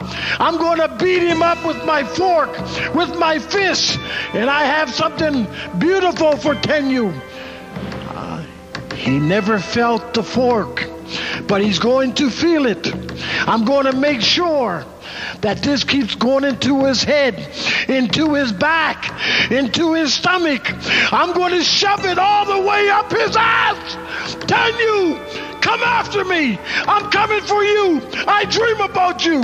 I can't sleep at nights, but I'm coming, Tenyu. I'm here in Japan now, Tenyu. Tenyu, I'm not worried about these other little people who you got around you. I'm going to stop you, Tenyu. I'm going to stop you. 10 years ago, you made a statement. I have never forgot the statement what you made. I remember you in Atlanta, Georgia, when you were hungry. You didn't beat me then, and you're not going to beat me now. Come on, Tenyu. Taste it. Taste the fork. Butcher's eating you now. Come on, Tenyu. Come on. Come on. All right, very happy to be joined on the line right now by the dentist extraordinaire himself, Dr. Mike Leno. Mike, how you doing? I'm doing good. I just want to remind your great audience that I was wrestling's first dentist. We're talking 1982 when I got out of school. So when I was on Busted Open with her, I put her to shame. But she is super talented, my favorite female wrestler now to watch anyway. So I was first before her. I have a DDS degree. She's got DMD. The DMD degree is east of Missouri. West of Missouri is DDS, or Doctor of Dental Surgery. That's what that is. That's so we're here tremendous. about Abby. Yes, sir, we are. Yes, the soup du jour, if you will, today, talking about Abdullah the Butcher. Now, we were talking back and forth through via email, and I found it interesting, kind of your happenstance and how you came upon Abby. But before then, just tell the listeners a little bit about yourself and how you kind of got into the wrestling business before we get into the Abby discussion. Well, I ran fan clubs. I co-ran the Fred Blassie one, most notably, when my boss, my two territories, shooting ringside for the program, and then I soon got hired by the magazines that flew me all over the world to shoot the stuff. But my most famous fan club was, the one of two. I ran Blassie's fan club with John Arizzi. John had asked my immediate LA territory boss. So my two territories shooting ringside for our programs and in the magazines were Los Angeles and San Francisco secondarily. And so when my boss, Jeff Walton, who later became a heel manager when our promotion sold to Vince Jr., the first to sell out, he bought it in December 18th of 1982. We bought the long-running Los Angeles historical territory, the Hollywood office. Vince did in preference for what he'd be doing 2 years later, or a year and a half, whatever the timing is. We ran the Blassie fan club. I was the VP, John the president, and then I ran at the same time the Tolos Brothers fan club. But anyway, and that paid my way through dental school, and I've been doing it, ever since. Multiple trips to Japan. I basically almost lived there from about December 1990 through much of 91, the end of 91, and but I'd known Abby. I'd actually met him first when he came into Los Angeles territory in 1970, and he came in very briefly. It was for our first battle royal, and I trademarked the name Skinny Abby because I started calling him that. That's right too. In some of my magazine articles, so I've worked and written, shot, and columned for every newsstand magazine on the planet. I freelanced for WWE's since December of '83. It was then called Victory Magazine, and I think they had to change that title quick because there already was a Victory Sports Series from Kappa Publishing. But I worked for PWI. I worked for the only writer-photographer who worked for both Japanese weeklies, Shukan Gong, Weekly Gong, Shukan Pro, at the same time. Working for my longtime Gong editor, Wally Yamaguchi, who later became in WWF. The manager Kaientai is. That's right. Yamaguchi-san, PP, Chop Chop PP. Yeah. My other big editor at the competition was Fumi Saito of baseball, Shukan Pro Baseball, which really is the only one left now that Gong had a Yakuza scandal and went under. But I met Abby. He came into Los Angeles territory for our very first big annual, what would become annual, 22-man battle royal, January of 1970. And every time I talked to him, because he asked me, he was my main event. Well, I'll get into that in a sec, but he came in with a midget manager, not Eddie Creechman, not Ernie Roth, Abdullah Farouk, or any of the greats, or Gary Hart, or anybody he would have much later on. And that brings me up to just last year during COVID time. I was part of all of the COVID Con marathons. There were like 2 to 3 days worth of, every hour we would change who the people were. Yes. And I booked Terry Funk and Abdullah the Butcher for, I think it was the Collie Con to benefit Cauliflower Alley Club. And I had the very last big segment, the longest segment, a little over an hour and a half. But because of Terry's health even then, and I've known about Terry's health for really since his wife Vicky died, so it's been 2 years. But anyway, so Abby tells me on that. So Abby was early. He's got a new female in his life, and her son is a computer whiz. So anyway, Abby told me on the show, out of the blue, he goes, "You're going to write my book with me." So come on. Oh yeah. So that's how that was revealed, and he has this rep. It's funny about being late to stuff or no showing, but he's never done that to me, but then I don't have to deal with it monetarily. But I have funny stories about him. So he doesn't recall that, and it was pretty cool because he had matches with Rocky Johnson, with Blassie, who Babyface. I think that's the only place on earth where Abby ever worked with Blassie. And he had a match with Giant Bob at my Olympic Auditorium. And then he left, and we never saw him again. But that brings us up. I'm just going to float through a ton of stuff on Abby, I guess. Anyway, one of my more memorable memories was we're on our way to a Joel Goodhart TWA show in Philadelphia, and that was the forerunner for ECW. Todd Gordon was sort of Joel's assistant. So I'm with both Abby and Sheik and Sabu. There's a crew, Jesus. Sabu, Terry is driving Sheik's limo, so we're going to Goodhart's show, and it was kind of cold. It was, I forget if there was snow on the ground, but Sheik said stop the car, and he wanted to get out and he had like a tri-mirrored thing to tan himself, so he stripped down to his underwear, and we're in a parking lot at a Shoney's, and restaurant, and he's like tanning himself, and then Abby and I are looking, and Sheik pulls out a dry razor to get ready for the show. He starts shaving his chest and his legs with a dry, no water, no shaving cream, nothing. So he'd done it so many years, and I look at Abby and I said something like, what is he doing? So, and then that brings us to me managing Sheik against Abby on a Gordon Scazzari fiasco TV taping, and then at another one that was at Lowell, Massachusetts, a longtime Vince Senior venue for Scazzari. I managed Sheik and Sabu. I forgot what we called them, something Middle East connection. But for Joel Goodhart's thing, Terry shows up. We actually had to talk him into allowing Sabu into the reverse battle royal, which was the opener that night, on top Sheik, Abby, and the cage, with all the participants. And we really put him over, and the Sheik, there was the three of us put him over. So anyway, Goodhart agreed, and he had Sabu go over in this thing. He'd never even seen him, sight unseen. He wasn't really booked to work that night.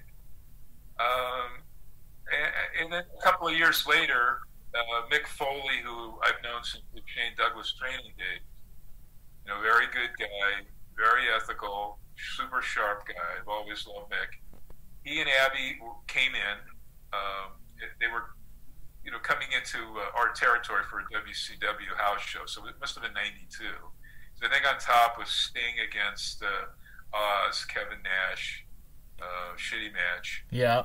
But anyway, so Mick I'd been seeing regularly because he and his wife Colette would come in, and one of the more fun memories, they came in because I was cleaning both of their teeth and then made a partial plate to replace Mick's 2 lost teeth. This was on a Saturday, and we had TV in my office waiting room, so it must have been '91. Whenever Flair debuted at Superstars on that Saturday, because that's when we got that syndicated show in the San Francisco, Oakland area, we're watching it. I'm filming Mick's reaction to seeing Flair debut in WWF.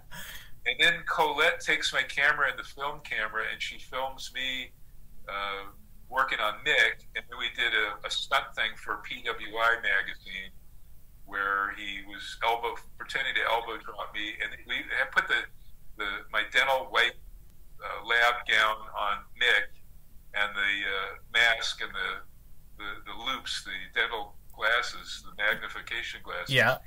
And she took all these pictures that we sent in, and PWI ran them with Mick Foley doing dentistry. So Abby was in there, but I didn't have any staff in there that day. So a couple of weeks later, it was only Mick scheduled to come in, and he brings in Abby with him, and he comes to the waiting room and goes, Mike, look who I brought with me. And Abby had my favorite gimmick to ask Abby to do was put the poker chips into his vertical scars. That's right. In and goes up to my front desk with some poker chips in those scars. She screamed. Long story short, I took an impression for him. He needed a lower partial plate. And then he took us out to Chinatown, which was a few blocks from my dental office in Union Square, San Francisco. And we go there, and 2 funny things. During the course of the the meal. We get up and there was like a buffet area for some stuff. This was a really good, and it was a Cantonese. It was a hot Chinese. Oh, restaurant. nice. Yeah, yeah. It wasn't boring Mandarin, stuff, but Abby did a couple of things. He must have piled up about 60 pot stickers on his plate. He ate every one of them. and then he needed some tongs. They were out of his reach. So he says to like one of the helpers there, and Mick and I are standing right next to him. He goes to one of the restaurant workers. He goes, "Hey, hon, would you hand me that gimmick?" She didn't know what he was talking about. He meant the tongs. So that was funny. And then he picks up the check, and he goes, "Mike, I want you to tell Meltzer, who's written about how cheap I am or whatever. I want you to Come on. I want you to tell him I picked up the check." So I, of course, did, a little later on. And from there, we went to go see in off Van Ness Street in the big commercialized where all the restaurants and stuff were on the way to Fisherman's Wharf.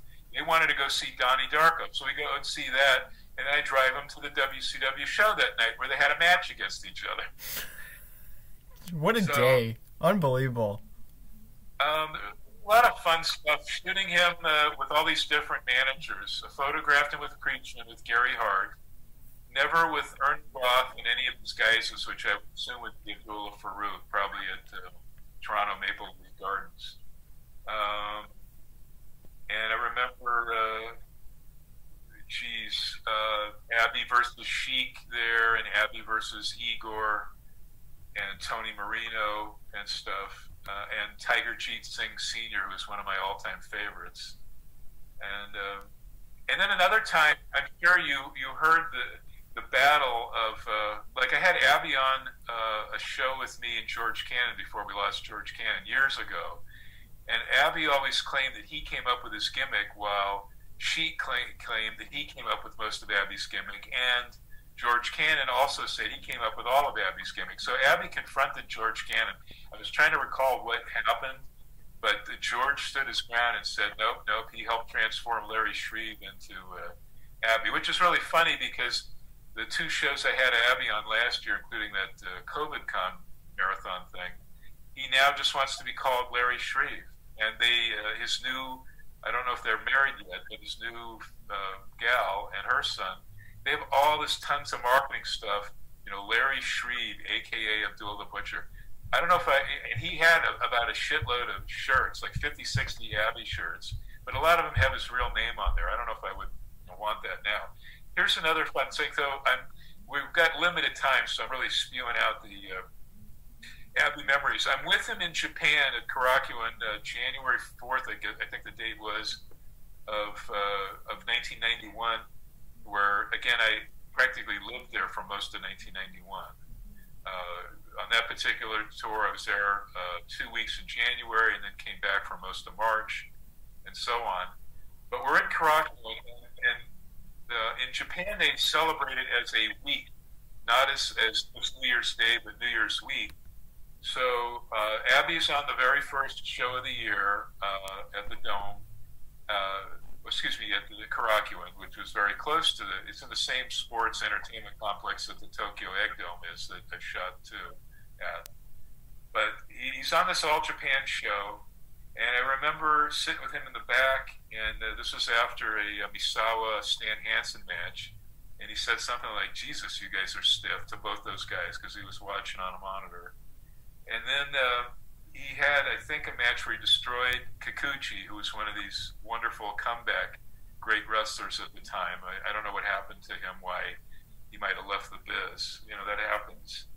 But this was a first. And then he gets on the mic for the very first time. He never talked anywhere in public, and he was able to draw it out. He holds the mic up to his mouth, and he teases for about 3-4 minutes. He finally goes very slowly, "Happy New Year," and the place went ballistic. Come on, yeah, no kidding. That was 1991. To my knowledge, the first time he'd ever spoken publicly. He'd never spoken on Australian TV or in Detroit. The Sheik's own promotion at Kobo was the main venue. And to hear the audience go nuts. And some of the other times I shot Abby in Japan, he would sometimes go outside the ring a lot. you know, and do all that stuff the way Brody and Hansen did. But he accidentally hit a fan. It wasn't really a clothesline or something like that, but the fans would either scatter or they would stand there wanting to be touched by the wrestlers. And in Japanese, the fan goes, "I will never wash my throat again," after he got clotheslined. And here, at least in the U.S., you know that those idiot fans would sue, but there it was a badge of honor. And I kind of thought, oh, that's pretty cool. So I really like what we call okugai, or fans or mark. That's the Japanese slang word for fans or marks. Some other stuff I remember on Joel Goodhart shows and even WCW is Abby would go out of his way if they had Make-A-Wish there and they had some disabled kids in wheelchairs. You know, Abby would say, "Oh, come here, Mike. I want you to take my picture with some of these kids," and then you send them the picture. So I would send the parents the pictures later. Yeah. So Abby has a real kind side. A lot of people don't know. Not that he's a perfect human being. You know, nobody is. But he would sit down and talk and autograph and sign their shirts or whatever they wanted him to sign. And he would make sure they weren't scared of him because, you know, even with that squeaky voice, just his look is obviously intimidating. And I'm thinking backstage there's something, I forget if it was it Kevin Sullivan? Somebody told him, kidding him about, you know, as the years go by, which Meltzer's written about, his tights kept going higher and higher above his man boobs. I mean, no disrespect, but I'm saying I forgot which worker said something like, you know, "Abby, you're going to have to get a man's ear," or something like that. You need to get a bro from Kramer and yeah. That episode was later. I forgot, maybe Kevin Sullivan said something like a man bra. So he was ahead of that Seinfeld episode by about 3 years. It's funny, I've been reading a lot about things like little tidbits like that in my research, and you know, you hear, and this is kind of the unfortunate part of wrestling nowadays, and you know how prevalent the internet is. If you read Abby's stories, you're reading 10 negative ones, right? And it's all, he was this, or you know, he treated this guy poorly, and I'm not even going to get into the thing with what's his name. There's somebody we talked about off air, a fellow Canadian who I wish he wasn't sometimes, but that's another story. But it's funny to read. Piece of shit. If that piece of shit is going to, we're not talking about Abby, who in my book is aces. He's a good guy, one of the greatest heels of all time internationally, everywhere he went. I think he even had one Mexico tour with Alan Koash, Bad News. But primarily, obviously, it was Japan, Puerto Rico, U.S. for him. Yes. But the other piece of shit was bad-mouthing Bruce Hart and Ross Hart, who trained and broke him in, particularly Bruce. And we were on, I forget whose Canadian podcast, but those are like the last guy. Those are like brothers to me, Bruce and Ross. And, you know, I went off on this guy that we had on tour. I guess he got scared and hung up on the show. But, yeah, I mean, a lot of people have whatever to say. Here, that kind of brings me to something even before that, because Abby, on the second to the last Joel Goodhart TWA show, Abby gigged Jimmy Suzuki, who actually asked him ahead of time to do it at ringside. So a bunch of us, the photographers from, we're all there at ringside, and he went after Jim. So the next show, which ended up, to our non-knowledge, being the last Joel Goodhart show, I had printed up these special Band-Aids, giant Band-Aids, which we gave out to all of us photographers ringside, including Napolitano and Apter, I think. No, not Apter, he wasn't there, but you know, Jason Ross Lavin and some of the others with the roof. And it had a razor blade drawing with a hash mark over it. Don't gig us, don't blade us. And Jimmy didn't put his on. He was the only one who didn't put his on. But you know, so Abby would chase us around the ring, like Gary Funk did later with the flaming branding iron. But when Abby came into that dressing room, the same with Sheik, when you know we came in all together, they got the bowing. Everybody bowed big time. I'm talking everybody in the business was there. Both Funks, Kevin Sullivan, Rick Rude, Misawa was there, even though he didn't wrestle. Owen Hart wrestled. a New Japan kid who worked on that March 21st, 91 Dome show I shot ringside. I can't think of his name now. But he worked against Liger on that Dome show. But he worked against Owen Hart in this one. Medusa was on there because she and Eddie Gilbert had a tag match with Luna and Mick Foley.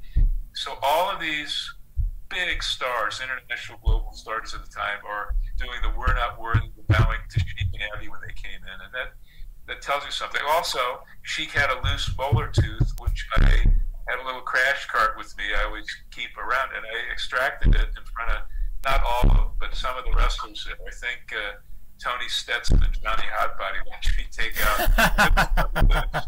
I had some topical I put on with a Q-tip, and because it was really bothering him. It had been bothering him. He was, his tongue kept going to it. So I could say I did treat a number of wrestlers actually at my dental office, from Ray Stevens to Pepper Gomez to Kenji Shibuya, Mitsu Arakawa, Ray Stevens wrestler wife Teresa Thies, John Swinsky, who was the NWA World Juniorweight Heavy Champion, like in the 30s or 40s. So I never did. Well, actually, no, I did dentistry on. I never did it on Sabu with Sheik and Abby and Mick Foley, so that's not too bad for hardcore wrestlers. But a pretty good cavalcade of characters, at least. I guess just in terms of, I want to go almost to the very beginning, because this is a question that I've been looking for and I couldn't find the answer for it, and I was curious to get your take or what you thought of it anyway. So, when you had first run into Abby, did you hear of him before, or when you met him, was that the first time you ever heard of him as well? Oh no. I read about him, and I think the magazines had done this stuff with him. I think working for Eddie Quinn in Montreal, being managed by Tony Angelo, where he was.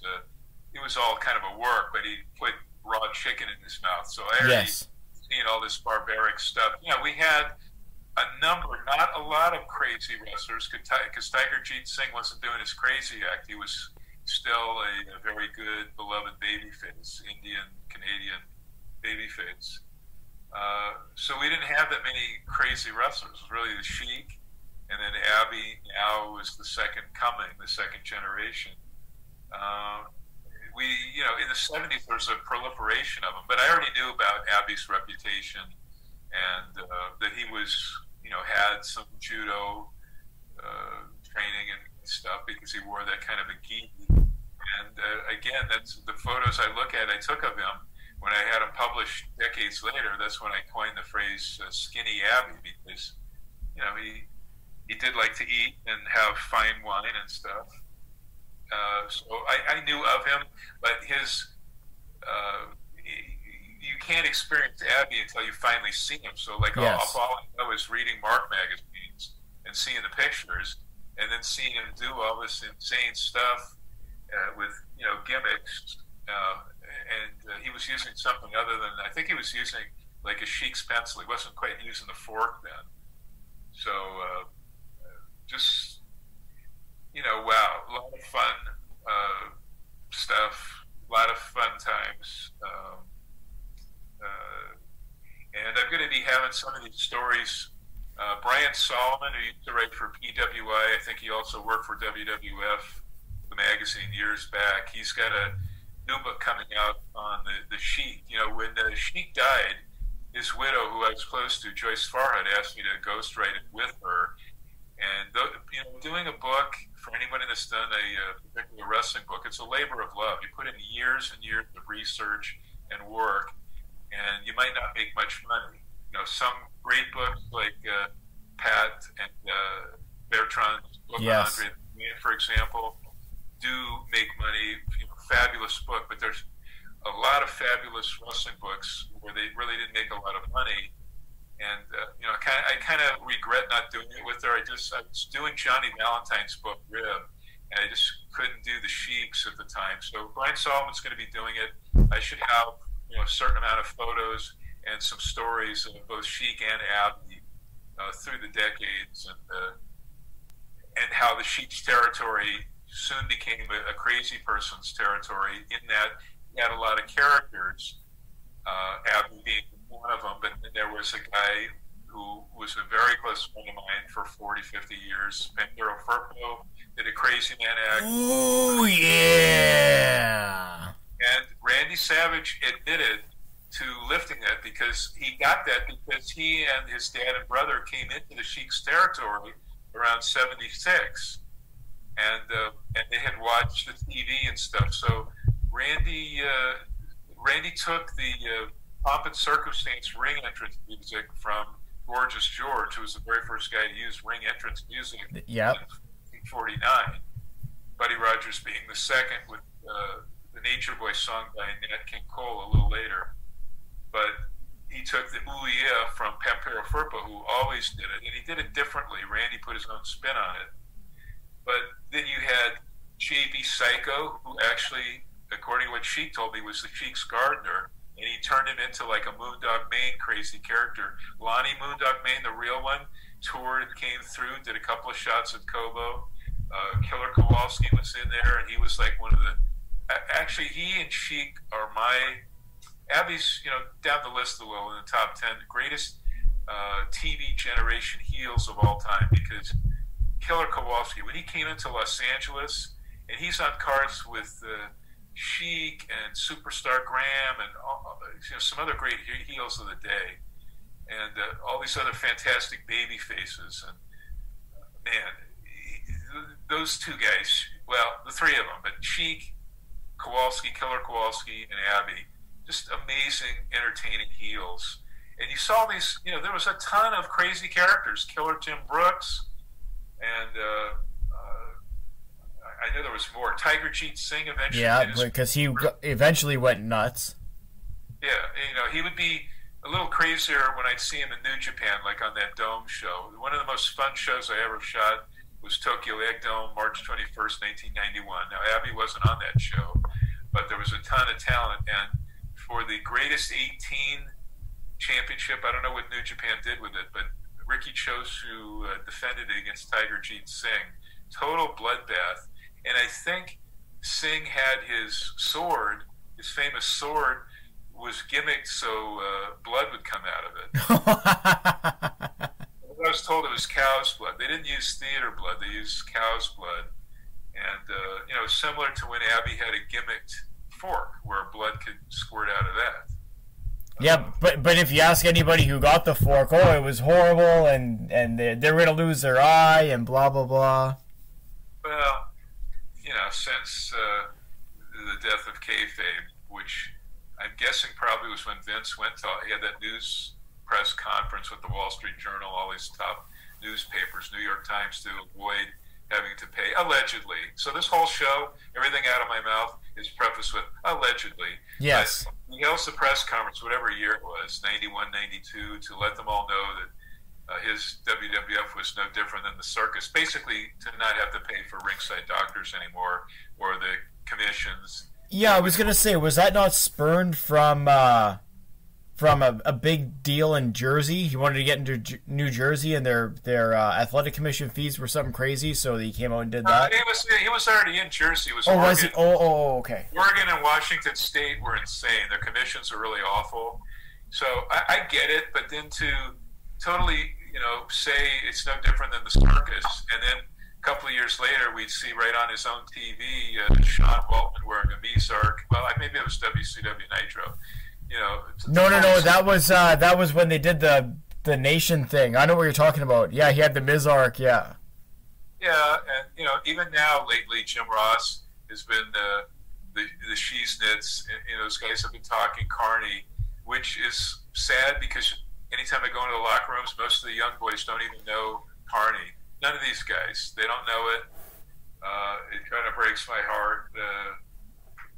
But that whole lost art is gone, and it's a new level of exciting wrestling. I watch, I have to cover and write about all the shows. I enjoy, most all of them, including the 12-hour days of Impact. Thursdays, they will first show at noon my time, California time, a 4-hour old classic TNA pay-per-view.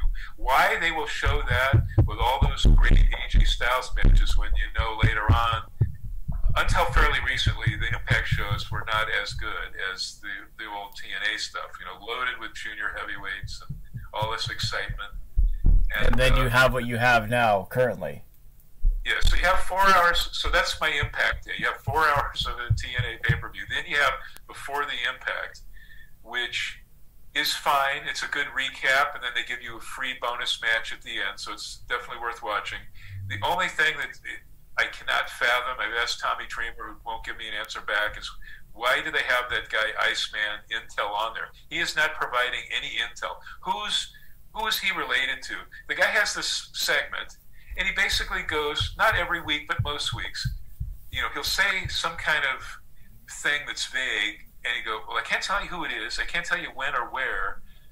You know, well, what's the purpose? It ain't fucking intel. There's no intel to be had on that thing. So scratch that. It's probably one of the lamest things I've ever seen in wrestling. So I like otherwise everything about Before the Impact. And even that, it's so cheesy, but it makes no sense to me. And I can't get an answer for Tommy Dreamer. What do you have this guy on for? Other than maybe he is there to entice people to stay on and watch the 2 hours of Impact, which is fine. They've got so many surprises and new stars. That's a can't-miss show. And then after that, they'll have like another hour, Best of TNA, or if it's before a big pay-per-view, you know, this is Slammiversary, a whole hour. Yeah, yeah.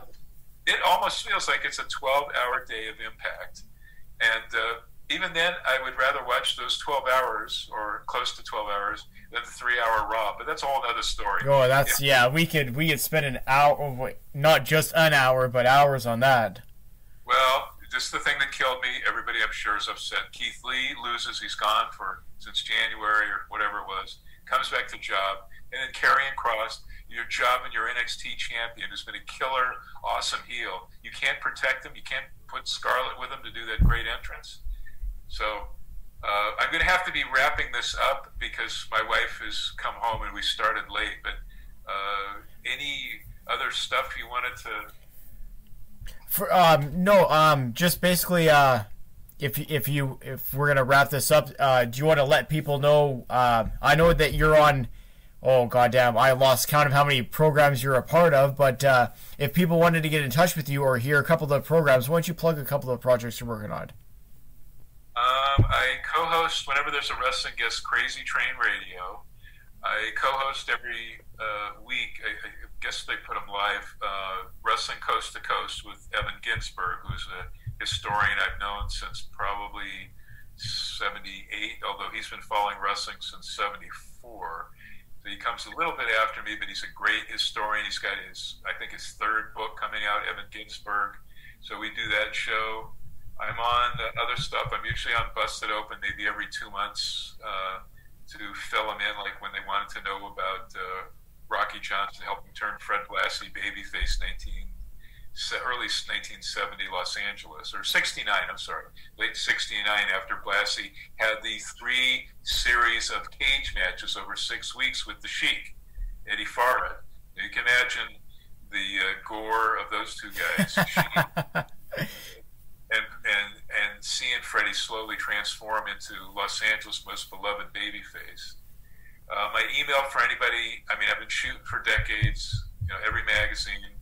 I just sent some pictures of Bobby Lashley working out to PWI. So my email, if anybody wants to get a hold of me, is WREALANO@AOL.com. I know I've had that email since 1992. So it looks like Real Lano at AOL.com with a W in front of it. And pretty much most all the documentaries, from a lot of the dark sides to both the A&E documentaries, the WWF supported ones, and then the Lost Treasures episodes. I had quite a few photos in a lot of those, the Andre and Flair and some of the other ones, Booker T's and Shawn Michaels and stuff. And I don't know what else, but I'm always happy to come on this show. I mean, I love Canadian wrestling. We were talking about Winnipeg wrestling in particular, but I had a history. I was able to see wrestling all over the place. Calgary and Toronto and Montreal, which was one of my favorites during that Vachon Grand Prix versus Rougeau Yes. International. What a territory war. That was at the same time the Sheik against Dick the Bruiser in Detroit, which was amazing. And then Ray Gunkel's widow, Ann Gunkel, in the very, around 73, 74, taking on the whole NWA office. That's right. It had a mass of great bookers, including Cowboy Bill Watts. And she, for maybe about a year and a half, often would outdraw them with her small TV show. And guys like Bruno Sammartino, Ernie Ladd, and Ox Baker coming in to help her out against the NWA, which was something. So, but the Montreal Wrestling Territory War was one of the absolute best. Everybody on the planet was working for either one of the other groups. Abby for Rougeau's, and oh my God, Mulligan and Lanza and Dick the Bruiser would come in, and the very first Jerry Park show in Montreal with Bruno Sammartino and Ed Carpentier, the Dream Team, defeating the original Hollywood Blondes, Roberts and Jerry Brown with Sir Oliver Humperdinck for the Grand Prix World titles. And on top was heel versus heel, Mad Dog Vachon versus Killer Kowalski, and Don Leo Jonathan against the Sheik. How could you top a card like that? Yeah, and incredible. Not even the undercard with all these great guys, all these great talents. Tarzan LeBoot, Tyler, and the LeDuc brothers. So much great stuff.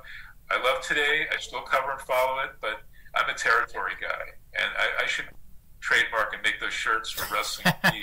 Yeah, get those on the Pro Wrestling Tees store. Hey, like. That's what I'm saying. Instead of I'm a Heyman guy or something like that, I'm a territory guy. Yeah, no doubt. Because if you did not experience the territories, you're not living. They were fantastic. Every territory was unique and fun, like El Tonko's Winnipeg. I mean, from the fans to the refs to the timekeeper to the TV shows, everything. The talent, of course, was amazing. And so I'm sorry to cut it short. I'm happy to come back anytime. And merci beaucoup. Kombate kurasai in Japanese. And domarigato gozaimashite. Now, there's one more piece to the Abdullah the Butcher career puzzle that we need to kind of put into place. And some of you may know this story. And for those of you who don't, I'm going to give a quick summarization of this story, if you will. Mostly because I have personal opinions about the individual involved, not Abdullah the Butcher, the other person involved, that I have a hard time separating. And I'm, again, as much as this podcast isn't a full-time job or anything like that, I am trying to keep this professional, so I really don't want my personal opinions on this matter to kind of jade the situation. So I want to give the Cole's Nose version. I'm going to read an article from the CBC. If you want to know further about this situation, there's some great articles, like I said, that are available online.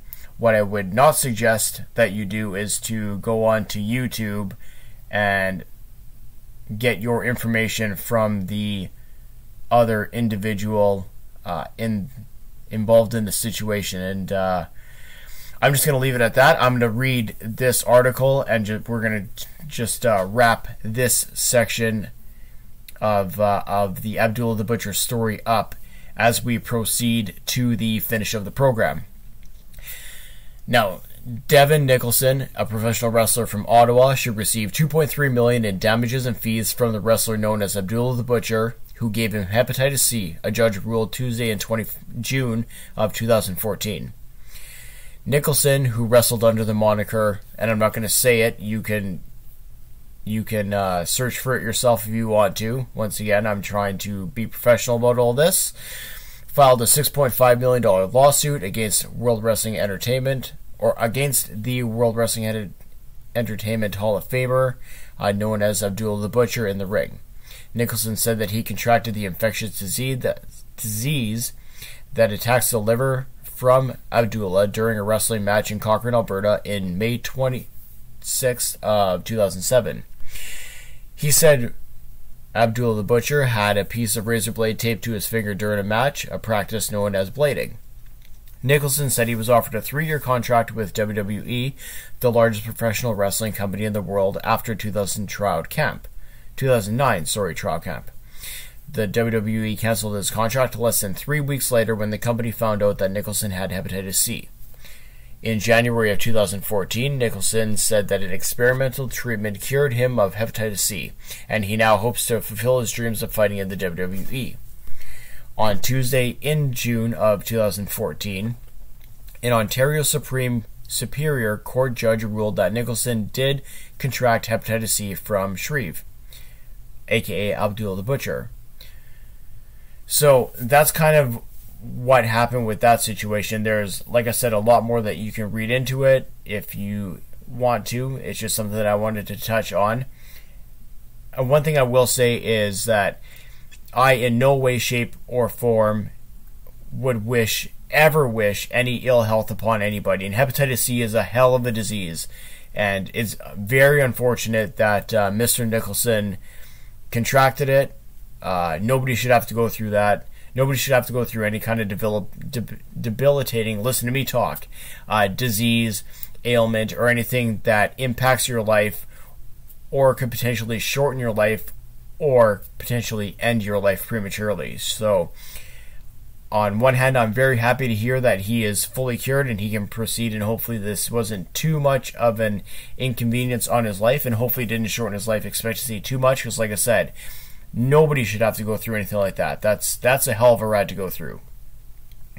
That being said, I'm not thrilled with the way that it's been handled after the fact, but again, I'm trying to keep this professional, if you will. So I'm not going to get too deep into this on a personal issue. That's really not this show is not that kind of a platform, and I don't really want to ever be that kind of a person. So I'm going to leave that at that. And like I said, we are going to move towards the finish of the program. Before we do, I'm going to play one more little audio clip of Abdullah the Butcher, so I hope you'll enjoy, and then, like I said, we're going to move to the finish of the program tonight. And anybody, anywhere, that does not fear the name of the almighty Abdullah the Butcher is either an insane fool or they're lying to you. This man that you see is not an ordinary being. He has reigned terror in the Russian He has reigned terror in the wrestling business for more years than any man. There ain't a single human being that can say deep in their heart that they do not fear the baddest of the bad, the biggest of the big, the black terror that is going to change things at TBS. He's here for a purpose. He's here for a reason. Everybody that has shunned me, that has made light of me, the black monster, will take care of everything. Because there's only one. Abdullah the Butcher, the real boogeyman, has arrived on TBS.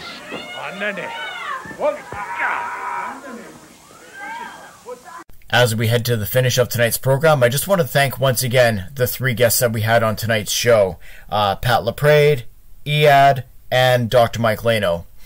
Without them, this show would not have been anywhere close to as good as it ended up being, so I want to thank you three very much for your contribution to the show. Once again, I highly suggest that everybody go check out the amazing, incredible works in publishing that Pat Laprade has done. All of those links can be found on Amazon for especially the Andre the Giant book. And like I said, wives, sons, daughters, grandparents, whatever. Anybody out there who has not picked up this book already, like we were talking about, the softcover book is going to be ready just in time for Christmas this coming year. I know we're in July, moving into August. It'll be August when this program comes out, but make sure you put that on the old Christmas list, if you will, and pick up a copy for yourself. Also want to make mention, if you would like to support this program, super easy. You can buy me a beer. Grappling with Canada. You can find us on buymeacoffee.com/grappling. I think it's like $5 or whatever, just is a little donation to this program.